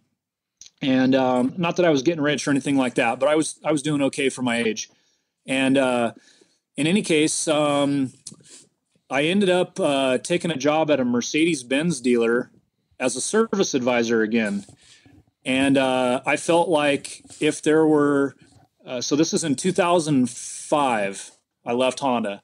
And I felt like in the car world that my assessment was that maybe Mercedes customers, as a major percentage, had maybe more disposable income than other people, and they'd be able to afford to fix their cars kind of year round and not related to recessions and things like that as much. Yeah, exactly. Whether it's right or wrong, I don't know. But so I went to work at a Mercedes dealer as a service advisor, and I did that for a year.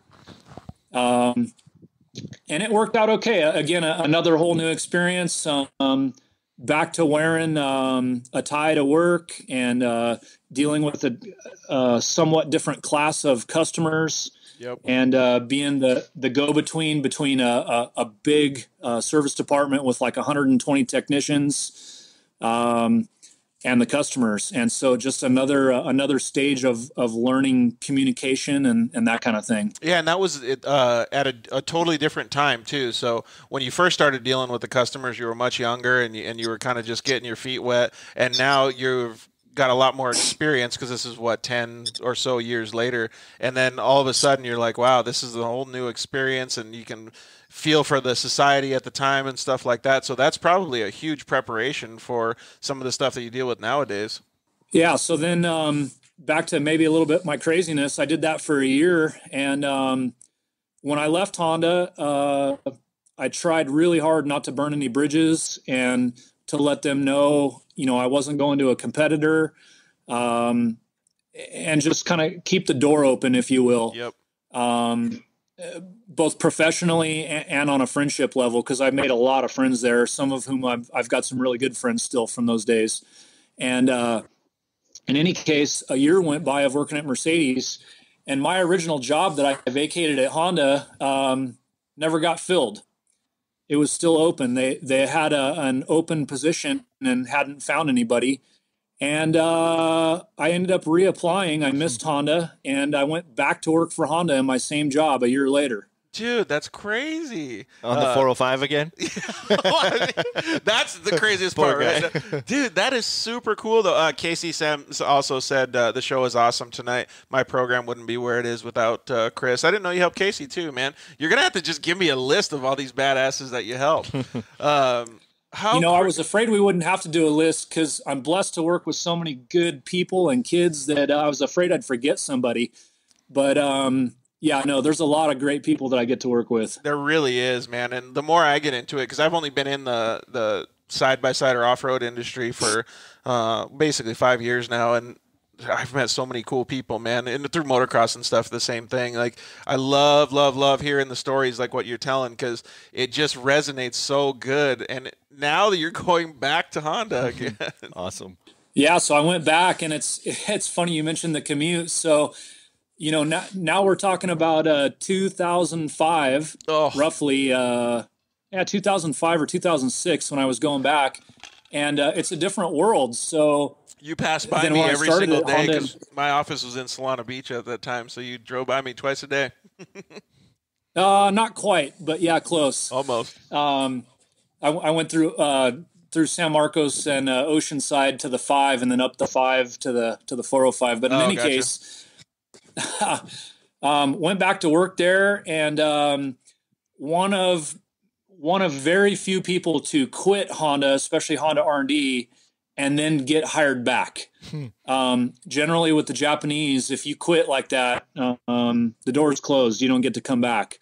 But well, that's not just with the Japanese people either. I mean, that's like in the kids that watch this show, like that's with sponsors. If you do a sponsor dirty or you quit a sponsor, it's very unlikely that you'll get it back. If there's a manufacturer that you've been with and then you leave them, and it's very, very difficult. I mean, even Chad Reed, for instance, he had problems going back to manufacturers that he wanted to ride for 10 years later. They're like, nah, we're good, man. You can go buy your own bikes, like stuff like that. So they must have really liked you. And you obviously left professionally. It was mutual. Yeah. I liked them too. And I mean, I still say that I bleed red. I mean, I like a lot of the brands, so I'm not just like only a Honda guy, but I definitely Honda blood runs in my veins. Have you tried any of those, like not to get off subject, but have you tried a Talon yet? Yep, I own a Talon. Oh, sweet. Yeah, so you do bleed red. That's cool. So whenever I get my Talon, I'm going to hit you up so you can get it all tuned up. Okay. Yeah, we can talk about those and all kinds of other stuff on UTVs. But so I went back to Honda and did the same job. And I don't know at what point I thought about starting my own business, but I can tell you that I remember for quite a while before I actually got the nerve to do it, I started thinking about owning my own business. And it probably started back, I don't know exactly what year the 50 craze really happened, but it started out with the XR50, and then Honda renamed it to the CRF 50. But that craze went nuts, and I was into them too as an enthusiast. And I remember thinking about starting a business for those things. Magazines were still big in that time. And I remember looking at magazines, just thinking to myself, how am I going to carve out a piece of business for myself? There's already so many companies who do this or that. How am I going to get a piece of it? And I really just didn't have any confidence. And nobody in my kind of family history was entrepreneurs or business owners. And no discredit to them, just I didn't have anybody to ask for, how do I do this, or to be even a confidence booster. But I do remember commuting and thinking about my business name, on what I would want my business name to be. And I had I just remember running through, it seems like thousands of names, something or other performance. I knew I wanted the word performance in it. And I don't know, I was somewhere on the 73 toll road near Newport Beach when one day it popped into my head, Benchmark Performance. And I don't know how it came to me, or even what Benchmark was going to be, but I knew when I start a business, it's going to be Benchmark Performance. That is super cool. Did you just hold on to that idea? So I held on to that idea, and still I just wasn't sure how. And later on ended up, or through this time, ended up finding a great woman and got married. And she was a business owner. Oh, cool. And she actually encouraged me to have the confidence to start my own business and give me some advice, even on the paperwork and the legal side of things, like how to go about it. And man, kind of like the beginning of my career, where I really didn't have my own plan. I can't claim like, okay, I set out, I want to do this, and I figured out these are the steps I'm going to do it. Really, I had a lot of outside help that helped me get to these places. Same thing. My wife encouraged me, and I didn't know exactly how or what I was going to do. But in 2006, I quit Honda and started Benchmark Performance. That is super cool. Well, and the drive sucked too. And your wife brought you a blanket. So yeah, clearly she's awesome.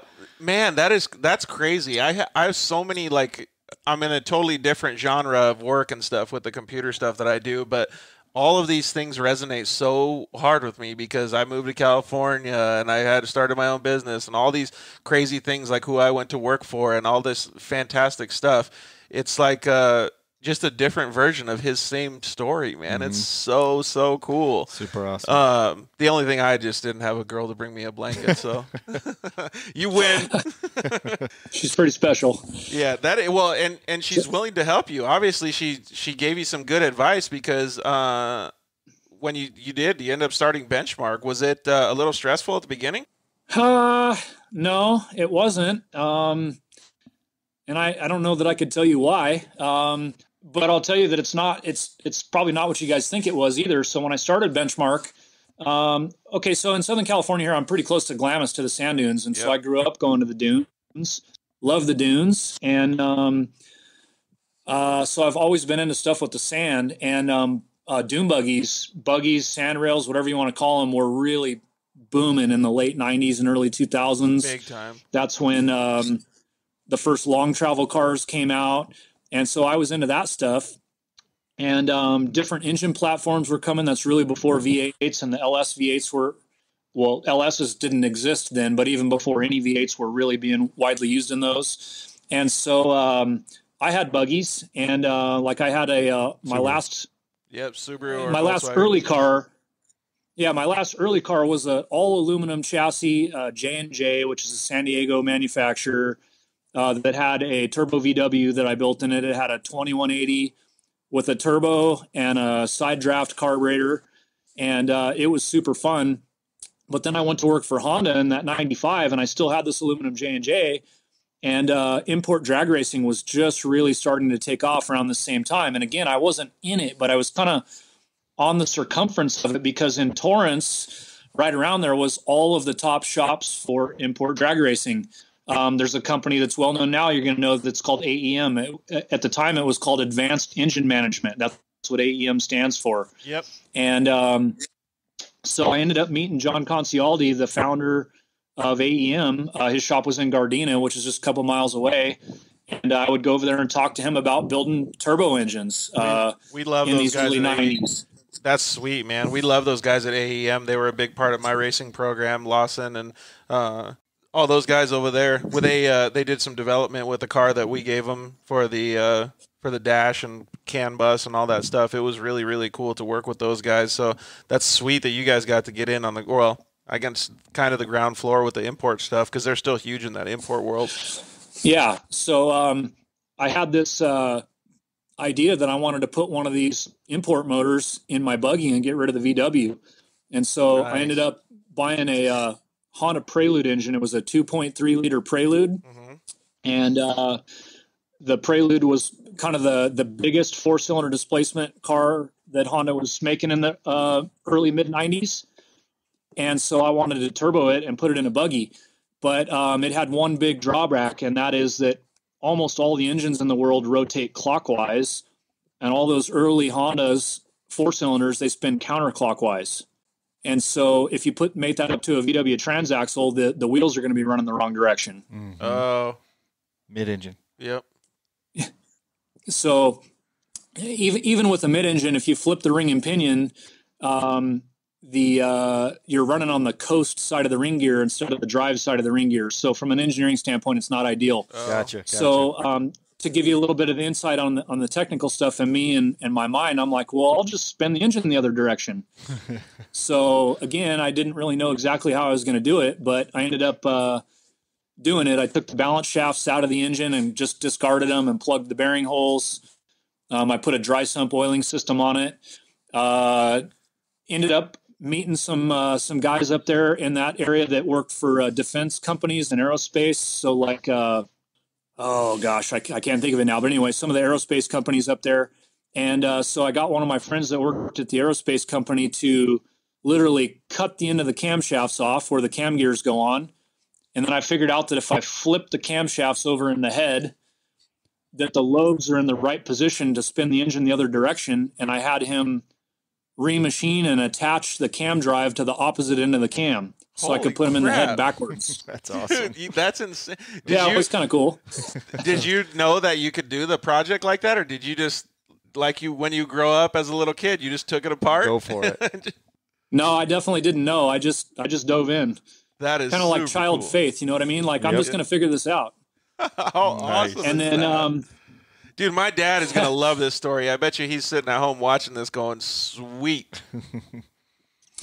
So then, of course, as you mentioned EFI being advanced on that AXP2. So same thing, EFI is really starting to just take off in drag racing and everything in these standalone ECUs.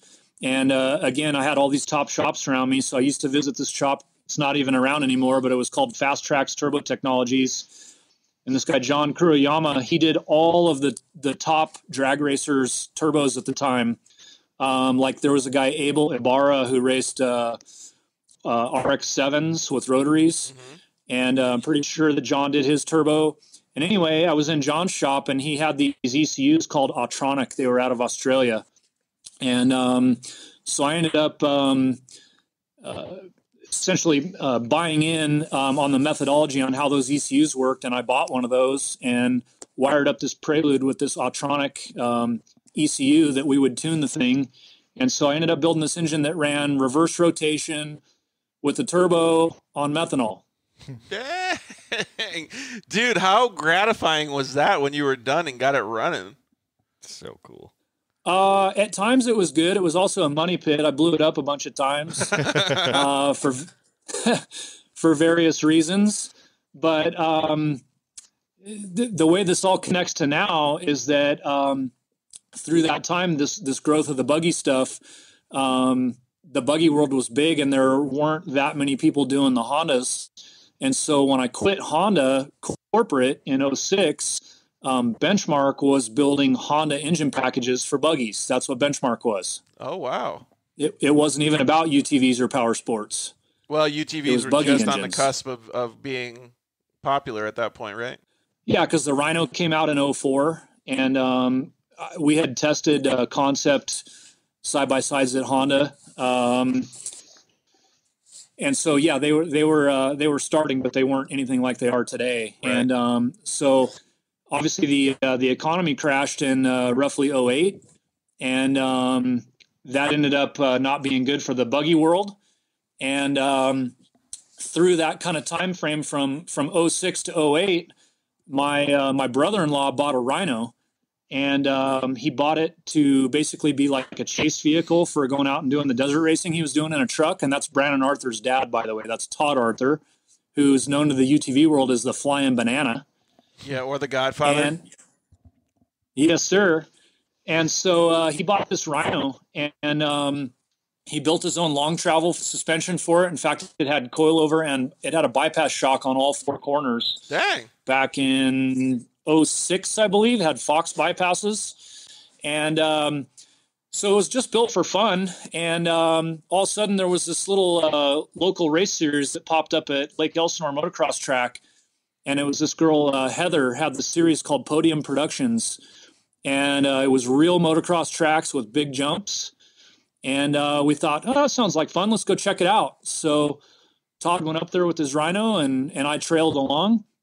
And he went and raced, and at this time he had a stock engine just with a fully built chassis, and he won the race. And kind of the hook was set on UTV stuff, and there ended up being a lot of people watching, just spectators, you know. And like I remember all the motocross racers would stop riding or practicing. George, did I lose you? No, we're still here. Oh, okay. Mine said that you were gone. Anyway, all the motocross guys would stop and just watch when the UTVs were actually running, because it was so impressive at that time, seeing these guys jump these Rhinos on these big old doubles and tabletops. So you want me to tell you a little secret? I was one of them. Stopping and watching? Yeah, absolutely. We would go out on well, it depends on what day, but we would go out on our mini bikes, and we were always there, and I'd always see the side-by-side guys, and I'm like, what the heck are those things? And I would see, they wouldn't do like huge jumps like they do now, but I would look at them and I would be like, oh my gosh, these things are so cool, but to me they look like unobtainable, you know what I mean? At the time I didn't know, so. Yeah, so again, not really planned out, but these Rhino racing took off, and that's all it was Rhinos at the time. And I think we only did maybe 2 races with the stock engine. And then I think it's probably Chad Matag was racing a Rhino for a company called Rhino Mafia at the time, and he was fast too. And I think he showed up with a modified engine, or maybe he already had one, I don't know, but we were outpowered. And so Todd's Rhino needed some more power. And he bought a kit from a Southern California guy, just a small big bore kit. And I installed it. And that was my first kind of foray into the UTVs on my own. And we raced with that a couple of rounds. And then I thought, man, I could make this thing better. And then to jump ahead, here we are. Dude, just all live and breathe UTVs. All because he started taking apart stuff when he was a little kid. He just keeps taking stuff apart and figuring it out, man. How cool is that? And the auto teacher. Dude, well, yeah, the auto teacher got him the Honda thing, but man, that is awesome. So cool. Yeah, so really fortunate again on the timing to be involved on the early UTV racing. And man, we had some just epic fun times racing back then. It's still fun now, but it was just different in the beginning. The excitement was just incredible. Yeah, and I see that like the common theme here, like with all the stuff that you're telling, you really like the new like forays into things, like getting into something that's unknown. You know what I mean? Because you've thrown yourself in that unknown area so many times in your life, man. That's pretty sweet. Yeah, I definitely like to do things that are, I don't know, it's not that I'm trying to be different from everybody else, but I like, on the mechanical side, I like trying new things and pushing ideas. Yeah, it's clear that you like figuring stuff out. That's pretty cool. So you obviously work with Todd for a while. That's where the relationship with Brandon came as well. But so maybe you can kind of give us a little rundown of some of the stuff that you've done in the past, 5 or 6 years. Well, now this is probably 10 years now, but 5 to 10 years. With racing or just UTVs in general? I guess it really stems around racing. Yeah, I think both though, because you've done some pretty cool stuff that's not full racing engage, but I mean, you're always at the track, so that's clearly going to be a big part. Yeah, so we did all this racing with the Rhinos, like I said, starting in 06. And so I'll give you a little bit more on the connection on Todd and Brandon. So Todd's sister is my wife. So they're family, Todd and Brandon Arther. And so Todd built that first long travel Rhino that had the bypass shocks. And then my little business when I was building the Honda engines was out of my garage. And at some point, when I started doing the Rhino stuff, I wasn't working on the whole vehicles. I was only working on the engines. So people would just bring me their engine and I could do it out of my 2-car garage.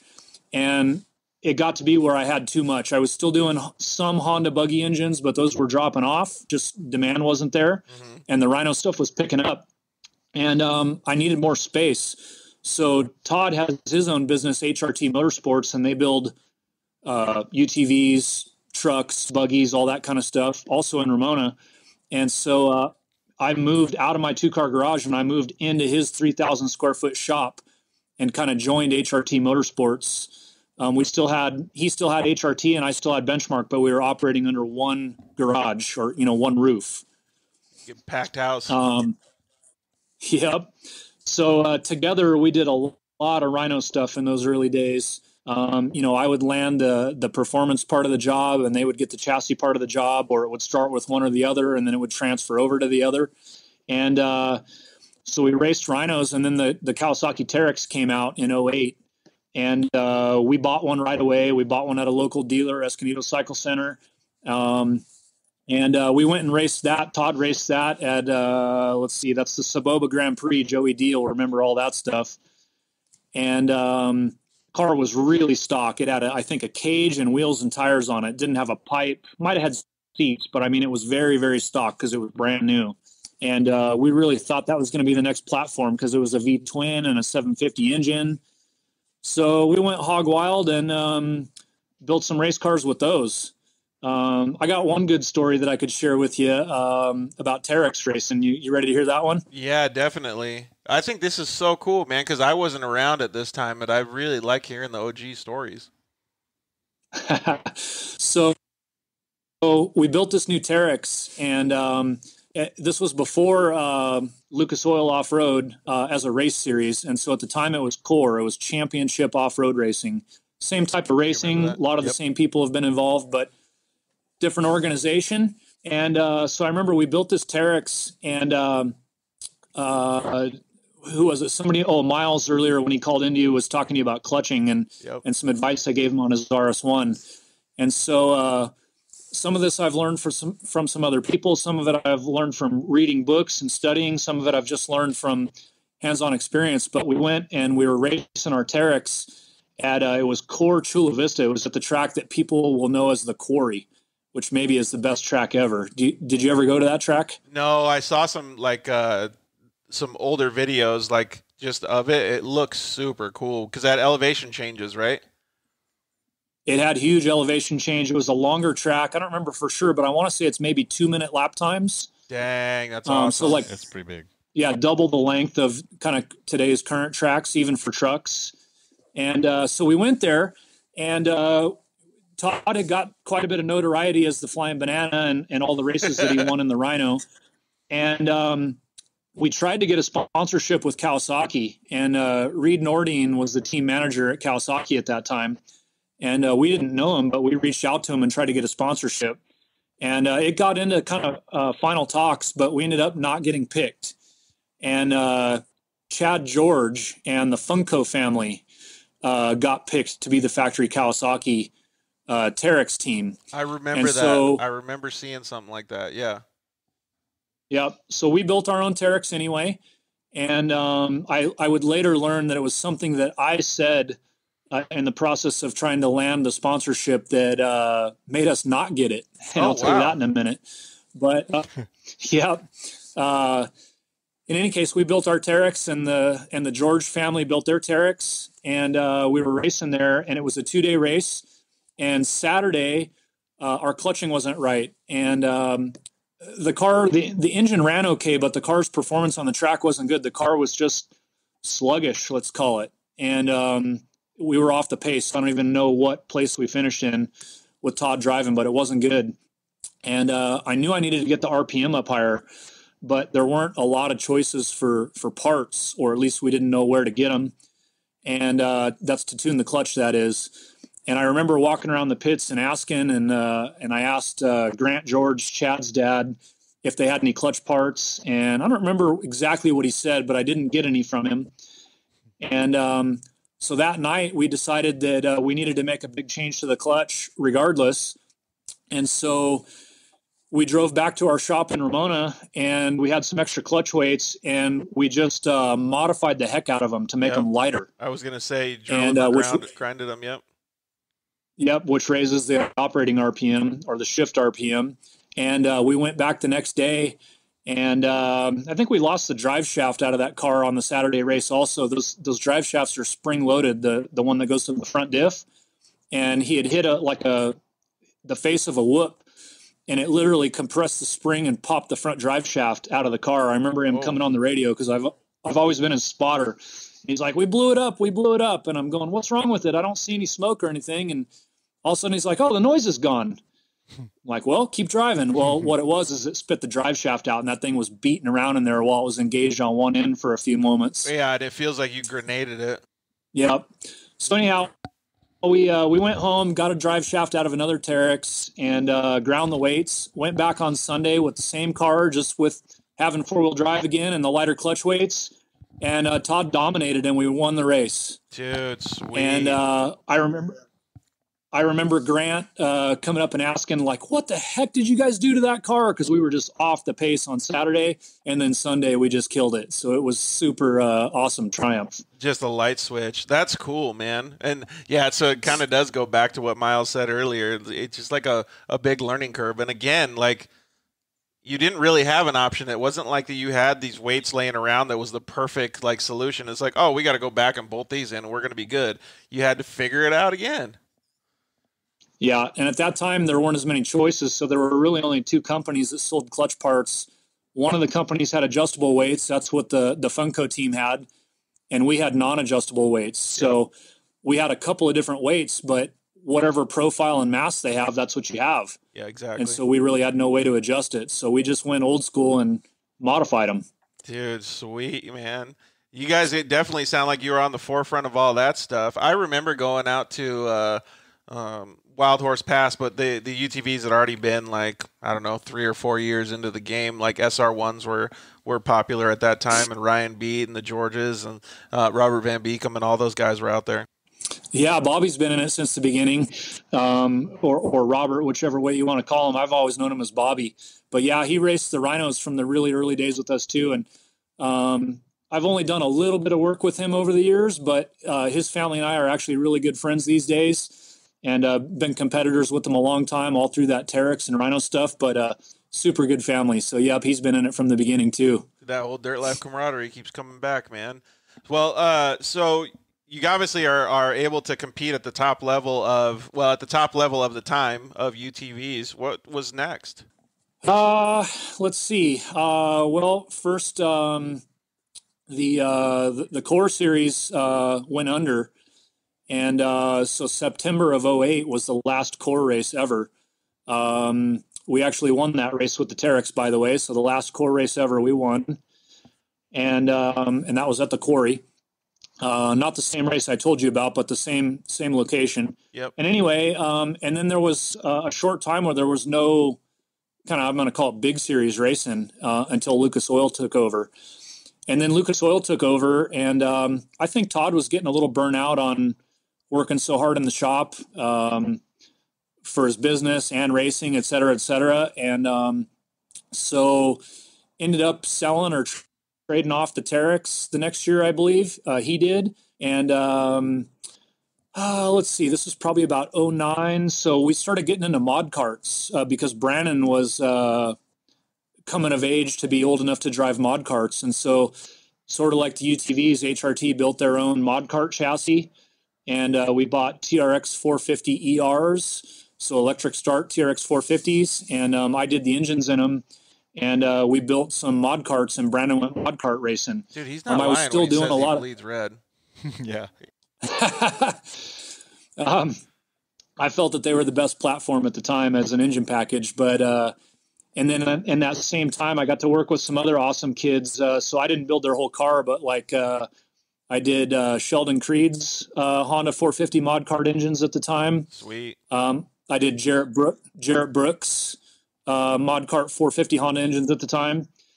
And so again, just right place at the right time, and got to work with some great kids that obviously those two are just unbelievable athletes and vehicles still to this day. Yeah, absolutely. They can drive the crap out of anything. Where was, in case you'll probably agree with this question, is like, where was Benchmark and how was Benchmark doing at this point? Benchmark's always been, well, I shouldn't say always. So I've never really advertised. In those days, the forums on the internet were still big, like Brian Bush had Rhino forums and Terex forums. And I advertised on those. That's the only advertising I've ever done. Never been in a magazine or anything like that. But mostly my brand and my reputation is built by word of mouth. And honestly, that's probably one of my downfalls. There's some competitors that are big and successful, and they're good people with good companies, but they were better at marketing. And so there's been a lot of things with my business that I've learned the hard way. And I know I still don't do marketing the way that I should, but my business is doing okay. So I've just been fortunate to have steady growth. So it's just been growing slowly the whole time. I mean, certainly there's, ups and downs on the overall trajectory, but overall it's been just steadily growing. That's pretty awesome. And obviously you're doing it with things that you're passionate about too. Yeah. And I don't know, that's probably part of the reason that I've been able to do what I do, because I mean, well, we need to make money to live, and I've got things that I want to do that cost money too. I mean, I really do this stuff because I love it, not because of the money. We hear so many stories like that. Mm-hmm. That's pretty cool. And then so the mod carts and things like that are doing good. I remember when there was like a flurry of that stuff, and then it started, like some of those people that you're talking about started either graduating into a next level truck, like a Pro Light or something like that, and then the faster UTVs or the new generation of UTVs started trickling out, right? Yeah. So I mean, the Terex, in my opinion, was, well, I guess the Razor 800 was on the scene too, because I remember a young RJ Anderson was racing the Razor 800 from when it first came out, and I remember him racing Todd. And so that's cool to see the perspective on those guys now with RJ just killing it. But I never really got into the Razor 800s, and I just really wasn't a super fan of the engine because it was a pushrod engine. I just felt like it was low technology. They seemed like they broke a lot, the race cars. And I don't know, I guess I just wasn't really inspired by them personally. Looking back on it, I think it was a foolish decision to not get involved with them earlier, that is. But at the time, I just didn't like the engine. And so I just didn't go after any of that kind of work. And so through kind of the late 2000s, when it was really the Terex and the Razor 800, I mainly worked on Terexes, and then, still Rhinos. And even to this day, I mean, shoot, I worked on a Rhino today. Nice. Yep. But so it was mainly Terexes that I did, and I would say that the racing with UTVs, it got super expensive because those cars we were racing in Core in the early days of Lucas, they were full one-off. I mean, if you could call it a works bike, they were works UTVs, where they were 50, 60 grand to build. Ooh-wee. At that time, including buying the car. But they were a lot more modified when the rules were a lot looser. And so I think it slowly started dying a little bit because of the cost. And I mean, even the people who could afford to build it, if you weren't a top driver, you weren't going to be successful. And so combined with the cost that was escalating, it started to fade a little bit from the racing at that time. And I just continued to do the recreation stuff. And then where I think it really turned another corner for me was Polaris came out with the XP900 as a 2011 model year. And I don't know how much but the engine is just leaps and bounds ahead of what the Razor 800 had. That was my first my first race car was a 2011 with a dry sump system and everything. I love that car. It's still, to this day, that's still one of my favorite side-by-sides, just because they were so fun and they were pretty reliable for what they were too. I agree. The XP900, that first generation, the 11 to 14 900 with the trailing arms, kind of the balance between power, weight, wheel travel, and the overall dimensions, that car just has a great overall balance to it. Yep, it felt which makes it just super fun to drive. Even to today, I kind of laugh at some of the people on Facebook and some of the places these days that poke fun at, like, for instance, vehicles like the new Talon at the power levels. And there's people that think everything has to have a turbo and have mega power. And it's like, man, do you realize, like, vehicles like the XP900, it had 88 horsepower. Yep. And that thing was incredible. Exactly. And so I bought one. I got the first one in San Diego County that I know of, and just bought it myself because I was into it. And I remember that they had announced it, but they weren't available yet. And I somehow figured out that there were parts that you could order, even though the vehicles weren't in dealerships yet. So I ended up buying a cylinder head before you could even buy a vehicle in the dealership. And nice. I ended up working on CNC porting on the cylinder head before the car was even out. And this time you weren't 16 anymore. Yep, for sure. But still, it's still networking, you know? I mean, this whole story, none of this, I can just say, oh, it was me. So same thing with the porting. I had guys that were more experienced than me or more knowledgeable than me. And so, you know, I pull people in to help me. And so we ended up developing a port shape. And then, especially for UTVs, it was still pretty early, but then we had the head digitized. And then I had a shop that does contract CNC machining. I don't own a CNC porting machine, but I use this shop that does contract CNC porting. And so then I would just send them the heads and they would do the CNC porting. That's cool. And, yeah, so anyway, got into the 900s and, gosh, even decided at that point that, like, man, why aren't we doing more stuff? By this time, we'd started working on whole vehicles. We're not just doing engines. So people are bringing their whole vehicle to me. And started thinking, like, why aren't I building cages for these? I mean, everybody who buys UTVs building cages and changing all that. So in 2011, same thing. I partnered up with a buddy who was better at the fabrication stuff than me. And so it was another contract deal. Like, he and I designed the cages together. And then he manufactured them and I sold them. And so it was my product. It was my brand. But we built them together. That's still super cool, though, because you give people the opportunity to do what they're good at. Yeah, and likewise. I mean, he didn't want to deal with selling them to customers, and, you know, he only had one customer, me. Right. So we built a lot of cages. We made doors and bumpers. We never did our own long travel, but we did the fabrication stuff from 11 through about 2014, maybe early 2015. And had a lot of learning experiences and also, you know, met a lot of customers and probably grew our brand. But anyway, ultimately in probably 2015, I decided to get out of the fabrication and that it was not something I wanted to be involved with on the business side. Yeah, just focus on the performance portion of it. At the time when the 900s were out and you were kind of working on all this stuff, were you still staying in the recreational stuff, or were you doing, like, escalating some of the racing stuff now again? Yeah, so probably in 2012 is when it really turned back into the racing. I was interested in the racing the whole time, but the UTV stuff, like I said, it didn't die, but it certainly mellowed way out for a time.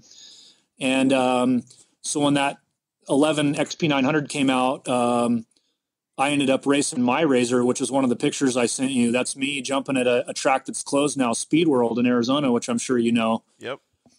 And so that was a Works race in 2012. So I raced the Works series in 2012 myself. Dude, you were and sending so it too. That was a big-ass jump. Yeah, that was a huge tabletop. I mean, it's a cool picture, but honestly, my memory is that it even looks more impressive in real life. I remember that jumping. I mean, you had to hit that thing flat out. And I remember being scared to do it at first. But guys, RJ Anderson was there racing a 900. James Hill was there racing a 900 from IMG Motorsports. And there was I mean, there was more than 1 or 2 or 3 guys jumping it, but it was definitely a big jump, and there was a lot of people that didn't do it, and I remember being scared to hit it.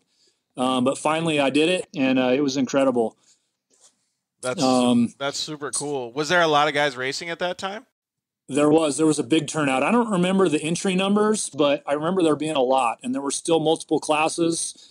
Got to be friends with Justin Lambert from Cognito Motorsports through all this UTV racing.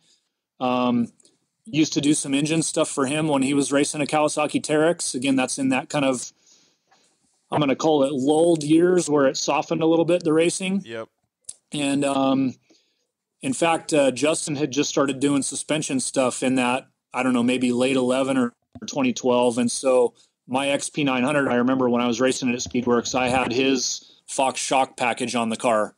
I remember going over and talking to him about the crossover position settings and stuff like that for doing those big jumps on that track. Do you remember that track, Case? Did you ever see any side-by-sides out there? Yeah, because we had the big nitro pit. Right, RC track was out there. So a lot of times at the same weekend we'd have a big event and they would be out there doing that as well. So we would go out and watch. It on those big mounts? You could for sure. Yeah, so that's what got me back into the UTV racing, and I gotta think it through a little bit. So that was for sure 2012. And then let's see, and then 13, 14, 15, I guess. I mean, I did it at a lower level through those years, but I got still the whole now, by the way, the Honda buggy stuff, I've washed my hands of. I don't do any of that by this time. And so this is all just UTV. And then also you mentioned performance that I'm focusing on, but also through this time, just like I said earlier, that I only worked on the engines in the beginning. Now we're taking whole vehicles. And so my shop isn't just performance. And that's something I think a lot of people don't realize. Like at my shop, we're a power sports shop. So side-by-sides is what I'd say where my passion is right now. And that's where I think the trend in our industry is.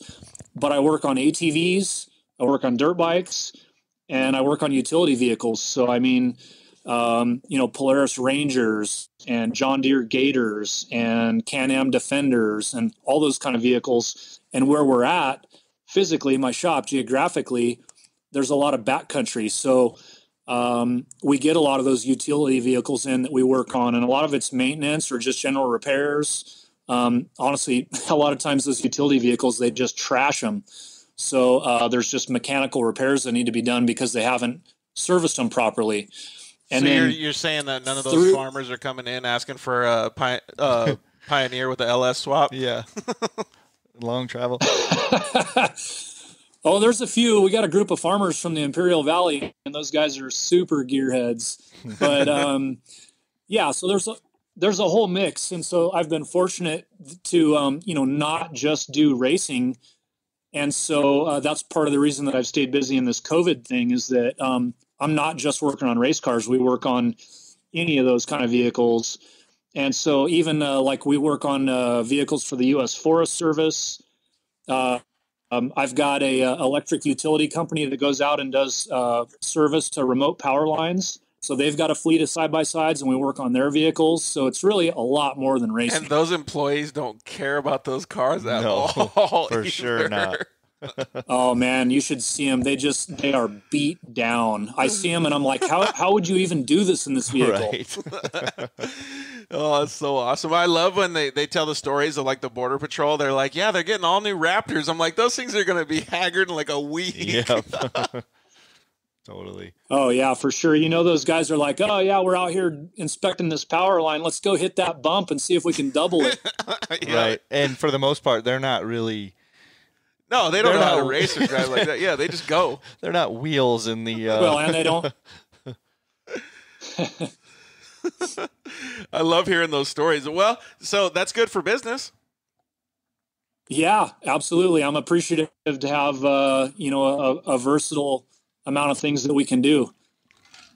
What's some of the favorite things that you get to work on? Do you still like working on the dirt bike stuff? I mean, Casey and I will always have a passion for two wheels.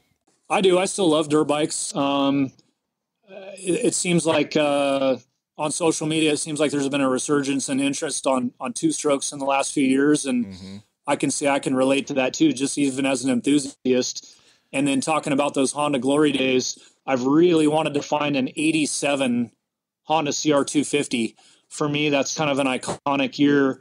It's the first year for the rear disc brake. It's the last year for the orange plastic with the blue seat and the certain font on the seat. I mean, I know all the Honda kind of graphics by heart for every year from just being such an enthusiast as a kid. Yeah, and they had that old I don't know what you want to call it, like calligraphy wing with all the edges on it. Casey and I were actually talking about this. We did a live stream on Instagram on Saturday, and we were talking about what would be like our all-time bike, and Casey picked the 2005 CR250. Yeah, or excuse me, 95. 95 wow, CR250. Yeah. Yeah. So the 95 CR250 was like his jam.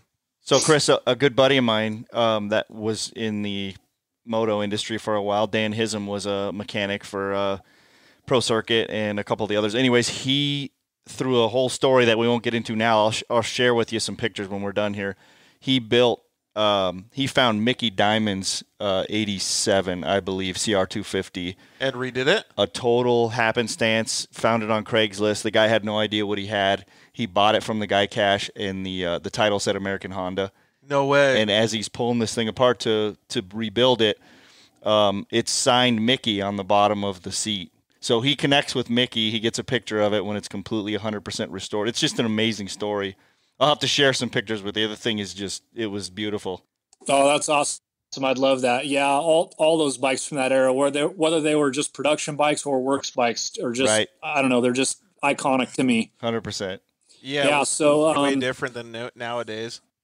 Yeah, so excuse me. So I definitely still love dirt bikes. I don't have a current generation dirt bike, but I've had a couple of CRF 450s, just personally. And actually, so I was looking for an 86 or 87 CR, like I was telling you, and I ended up stumbling across an 89 CR, which is the second year for the blood red color. The full red, yeah. And it's the first year for the upside down forks. Yep.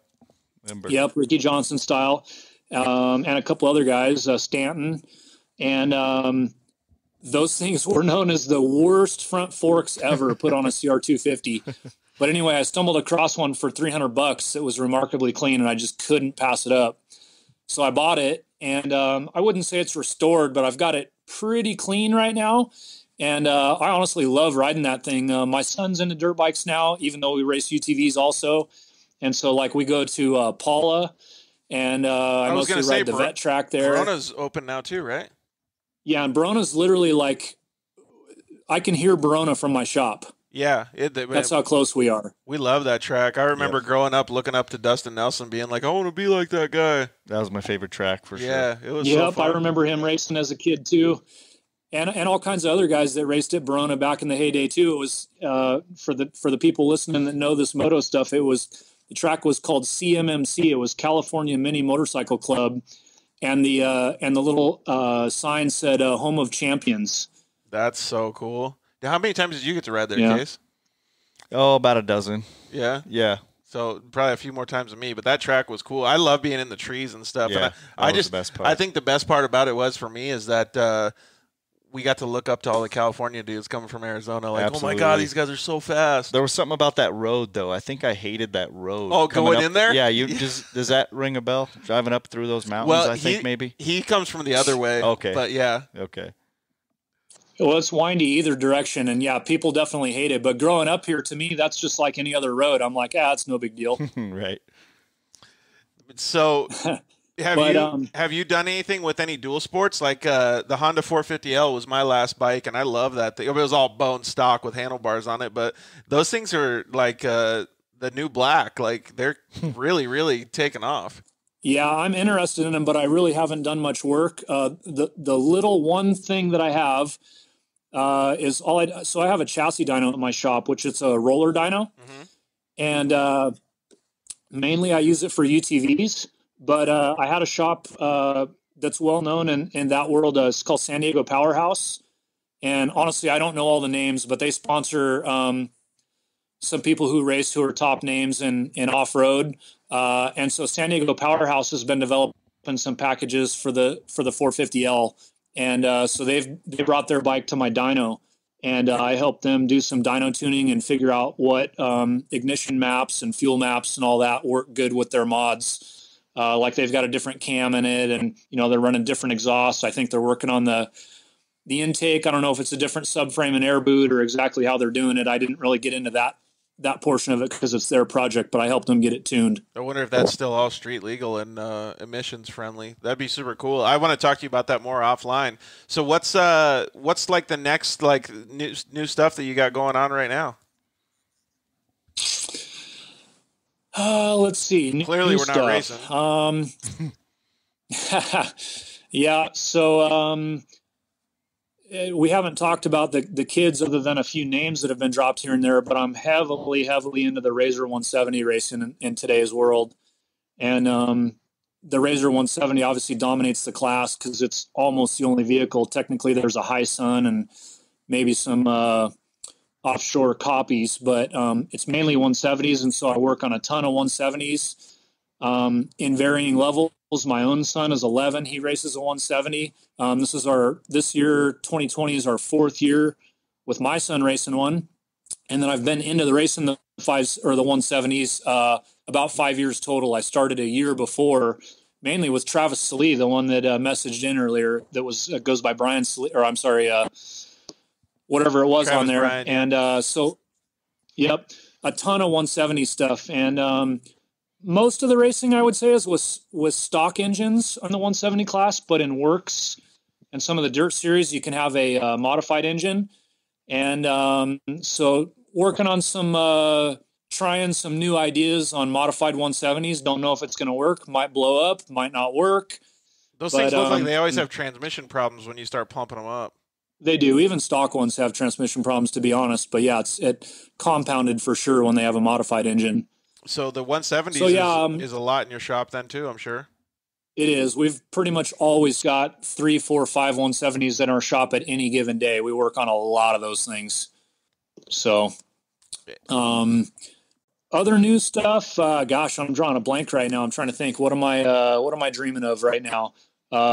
Honestly, listening to you talk to Miles and some of the other guys, I'm extremely blessed and thankful that my shop has this work right now and we're able to keep working.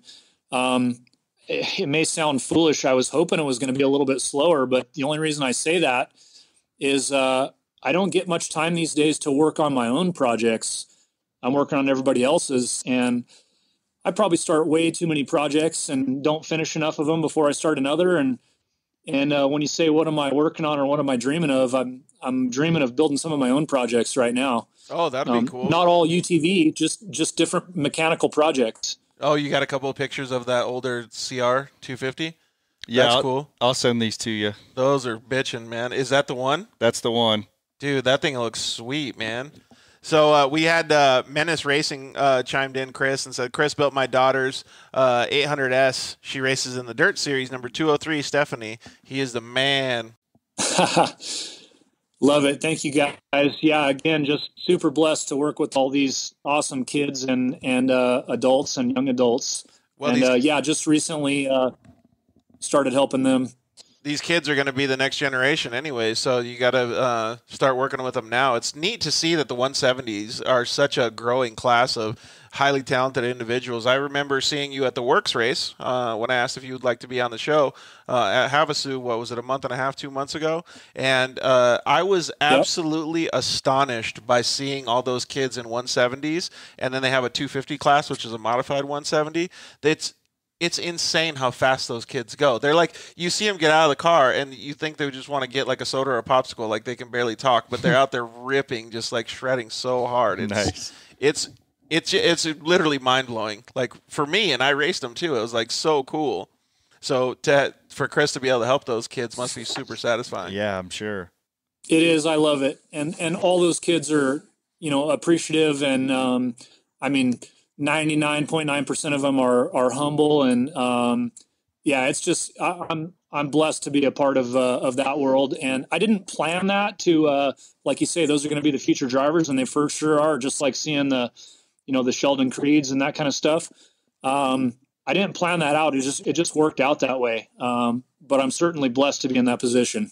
Yeah, we had 2 comments come in. I think you said it was Travis Lee or Brian Slee. Travis Bryan said, "Thank you, Chris. We couldn't have done any of it. Had my dreams without you." And then Downjet Matt commented in and said, "170s are definitely the future of our sport, and they only know the skinny pedal." That's true though. Like they're fully wooded. I saw some of these kids sending it so far. I was like, man, they don't even let off going up the jumps. Like they don't care if they get sideways or anything. Some of the kids were getting. They had this little tabletop where it's kind of like it was sideways a little bit, and some of these kids were getting fully like Bubba Scrub whipped off of it. It was awesome to see. That's awesome. So how'd your son end up doing that race? We did all right. We didn't get on the podium, but work starts by points, and we hadn't done any races, and that wasn't the first round. So, we came in with 0 points. So we started on either the second or the third row. And I want to say that he was like 6th or 7th the first day, and I think moved up 1 or 2 spots the next day. So he's right there with the fast kids. He's in Lucas Oil. My son's had several podiums, has not won a race yet, but he's knocking on the door and he's fast. So it's just a matter of time, and we're going to be there. Sweet, man. Well, he's definitely got an awesome dad to be able to help him get on the podium. Well, so there's a couple things that we want to let people know before we give you your rapid fire Q&A questions. So people can get a hold of Chris on Instagram at Benchmark Performance. So at BENCHMARK Performance, and you can hit him up anytime, or you can obviously call the shop. Hang on. You gotta add the Inc. It's Benchmark Performance Inc. like incorporated, INC. Oh, okay. Inc. Benchmark Performance Inc. Got it. Or you guys can go to the Dirt Life Show and look at our last couple posts. We've tagged him on those posts, and you can see him there. And you can always reach out to him by calling the shop at Benchmark Performance down in Southern California. Is there anybody else that you'd like to thank or to throw a shout out before we start getting into your rapid fire? Oh man, there's a huge list of people that have been influences too, and I'm blessed to work around. I don't want to miss anybody, so I'm not going to do any more name drop, but all these drivers and teams that I work with. Yeah. Okay. Casey's going to do a name drop for you. Say that again. There's got to be one, and that would be your wife for the blanket. That was where I was going too. Gotta be. Heck yeah, that's awesome. My wife, Wendy. No, there's a lot of great people, and everybody that I work with, I'm just appreciative. So thank you all. Everybody has a choice on where they go. I don't fault anybody who's talked to me and doesn't end up using us. Some of it's logistics. There's all different reasons, but thank you for the ones that do choose us to help them. We'll always put our best foot forward. Yeah, it always makes me happy to hear that too, because you stay humble and you stay knowledgeable and you stay on the forefront of it, and people will come back. Like me, for instance, I'm a perfect example. When we got our Yamaha deal, unfortunately, I couldn't use his ECU tune anymore. I had to do other things because that's what was mandated by Yamaha for my program. Mm-hmm. And it's cool to see that we can talk, we can still have a good relationship, and we can go forward now. If I ever get a Honda Talon, I already know the shop that it's going to. You know what I mean? So it's neat to have those relationships, and he's the one that keeps it, level-headed. It's pretty bitchin', man. Absolutely. All right, Chris, are you ready for a rapid-fire Q&A? I don't know if I'm ready, but let's do it. All right. Casey, you want to go first? You go first. All right. So the first question is, Corona or Pacifico? Don't drink, so neither one. All right, how about Mountain Dew or Coke then? Coffee Monster. Okay, got it. Nice. Barsha or Webb, if you're following?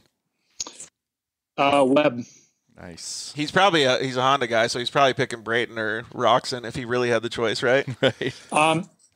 I'm a huge Roxon fan, guys, and it's hard not to be. Even if he wasn't on a Honda right now, just the stuff that he's gone through and how he's maintained himself and his attitude, at least what we can see, the guy just blows me away. So, yeah, I'm a huge Roxon fan for life, no matter what brand he's riding. It is pretty mind-blowing. Agreed. Stuff. Yeah. Okay, next one. Favorite food? Ice cream. Nice. Little Smokies or pizza rolls? Pizza rolls. Yeah, I'm going pizza rolls too. Didn't you pick Little Smokies last time, Casey? I did. Yeah. All right. Well, my wife already says I live under a rock. I've never had Little Smokies. Oh, well, she better get you some then. Yeah, you're going to have to try them. Yep, she's going to get you some. This Friday night's going to be off the chain. Little Smokies at Chris's house. Well, you kind of already answered favorite soda, so you're going Monster, huh? Monster coffee. If it's got to be soda, Dr. Pepper. Ooh, yeah. Crave Rider. Have you seen those commercials? Crave Rider and Little Sweet. I have not. We don't have TV at my house, so no commercials for a long time. Yeah, I don't have TV over here either, but my crew chief always would put it in my face because we always had Diet Dr. Peppers at the track. So, okay. What's the next one, Case? Most memorable race. Oh, you forgot one. Oh, I did. Uggs or Crocs? The audio's not that good on that side. Can you say that again? Yeah, no problem. Uggs or Crocs? Oh, Uggs, hands down. You're going. Are you at Uggs at the Dunes wear? Oh, heck yeah! I got a set of Uggs in the motorhome, ready for the Dunes right now. Sweet, man. Okay, so you already heard this question, but we'll ask it again. Most memorable race, and this could be maybe the Works race that you did, or the Lucas race that you did, or it could be one of the races that you had with one of your drivers. Man, any of the ones I didn't tell all the details of the Honda life. Worked there a long time, but I flew in the helicopter 3 times for the Baja 1000 with Honda, and any of those helicopter chase races were just epic, and probably never get that opportunity again.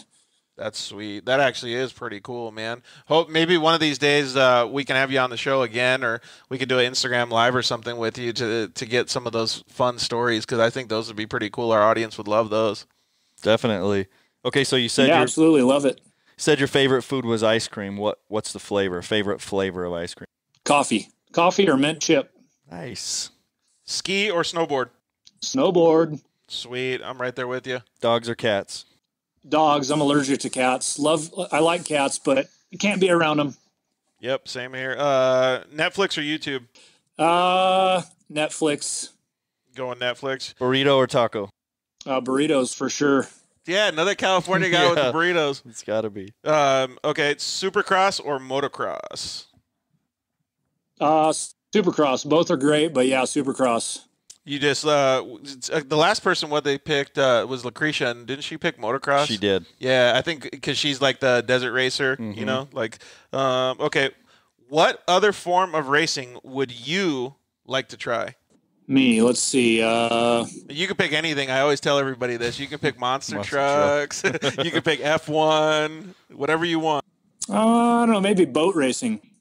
Oh, you're going boat racing? Like, what's the ones with the pickle forks or whatever they're called? Yeah, that's one of my projects. I got a pickle fork with a turbocharged, fuel-injected big block Chevy. Nice. Holy cow. All right, last question of the night, bud. All right, you ready? Chips and guacamole or fries and ketchup?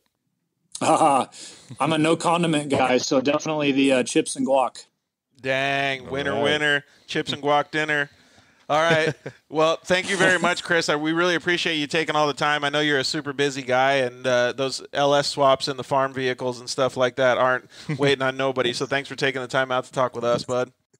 It was fun. Thank you guys for having me on. I really appreciate it. Absolutely. We learned a lot about your story, man. I think there's still a lot that we could uncover that would be super, super cool campfire stories. So one of these days we'll have to have you on the show again, or at least come out and just hang out with you at the dunes or something when all this craziness stops, and we can all hang out, get back to racing, and have some fun. Sounds good. I'm expecting things to boom here when COVID gets opened up. Yeah. I think you're right. I think so, too. All right, bud. Well, tell your wife thank you for the blanket. Thank you for coming on the show tonight with us. We'll talk to you soon, bud. See you, Chris. Thanks, George. And you, too. I'm sorry. I'm horrible remembering names. Have a great evening. You, too. Take care, Casey. Later, Chris. See ya. Thanks, Casey. See you guys. Bye. That was pretty cool. Dude, I want to know way more about some of these Honda projects and some of this fun stuff. It's got to be so much. Dude, can you imagine being in that environment? Like, how cool it would be? Well, how cool is it that he's like I was picturing all of a sudden you're at like the top secret military or base or something when they're get to go in Area 51. Right, and remember it was door number 8 or whatever. I'm like, what? I can just picture it in my mind. You think he got stuck like Austin Powers in the golf cart in the in the hallway? In the hallway. Dude, how awesome was that, man? We are stoked, and thank you everybody for tuning in. We got a lot of great comments tonight, and thank you everybody for watching such a long interview. It was really, really cool to hear that. The funny thing about it is it wasn't long enough. Yeah, we could still get so many more cool stories from that. So I'm going to put down in my notes that we need to have Chris back on or do some sort of other Instagram live or something with him just so we could literally sit down and talk about racing and talk about super cool stories. Getting to know his life is just so interesting. When we talked to Adam Drake on Saturday, we were talking about this. You pass by somebody at the track and you think you know them, right? Not even close. The stories that Chris just gave us just opened Pandora's box to us wanting to know more. You know what I mean? So it was really cool. Thanks again, Chris, for joining us. Thank you, everybody, for taking all the time out of your guys' busy schedule. And we want to thank all of our sponsors as well. We'd like to thank Shock Therapy. You can use the code DIRTLIFE to save a whole bunch of money at their website. We want to thank the guys over at KMC Wheels. Thank you very much, Ryan, for joining the team and being a part of the Dirt Life show. We're going to be giving away some stuff from them in the next few weeks here, so pay attention on social media for that stuff. Obviously, these wheels look bitchin'. And this candles, dude, it's off the chain. It's not so good. You're welcome to smell it again if you need to. Man. You guys are missing out. Dude, it is so good. Those things are factory. And what does it say? Smells like victory. The smell of victory. Smell of victory, yeah. And it says 8 ounces of freedom. Does it really? Yes. Oh, dude, it gets even better. So thanks, Ryan, over at KMC for supplying us with all this goodness. Wow. Thank you for the guys at Zollinger Racing Products for supporting the show. We had a good time talking with them on Instagram Live last week with Travis Zollinger. That was really cool. You can use the code DIRTLIFE over there as well and save a whole bunch of money and upgrade your car. Those are nice, easy bolt-on products usually that you can just do in your garage while you're on COVID-19 duty. And then the guys at Rugged Radios, we're going to give that stuff away. Pay attention tomorrow on social media. Those guys are super, super cool. They're going to hook you guys up with the RHSR 5-watt radios. And thank you to Solderweld for always being there with us. And, yeah, we really appreciate everything that you guys have done for us. Keep tuning into the show. Share it with your buddies. Hang out. It's awesome, awesome, awesome. Thank you, everybody, for chiming in. Down at Jet Matt. So if you know you need something for a giveaway, well, I'll hit you up, man. It sounds good. We really, really appreciate everybody. Thank you so much for everything. Next week's guest is Sarah Price, and on that show, we're going to give away some Rugged Radios. Sarah Price is an amazing individual. She's a very humble woman that lives in Southern California as well. She's worked her way from riding dirt bikes, little 80cc dirt bikes when I first saw her, up to a trophy truck now. PW50? Probably. I can only imagine. Can't wait. We'll have to get in there and talk to her about it. So the PW50 dreams live on. Thank you guys so much for joining us. We really appreciate you guys. Love you. Good night. Thanks for listening to The Dirt Life Show.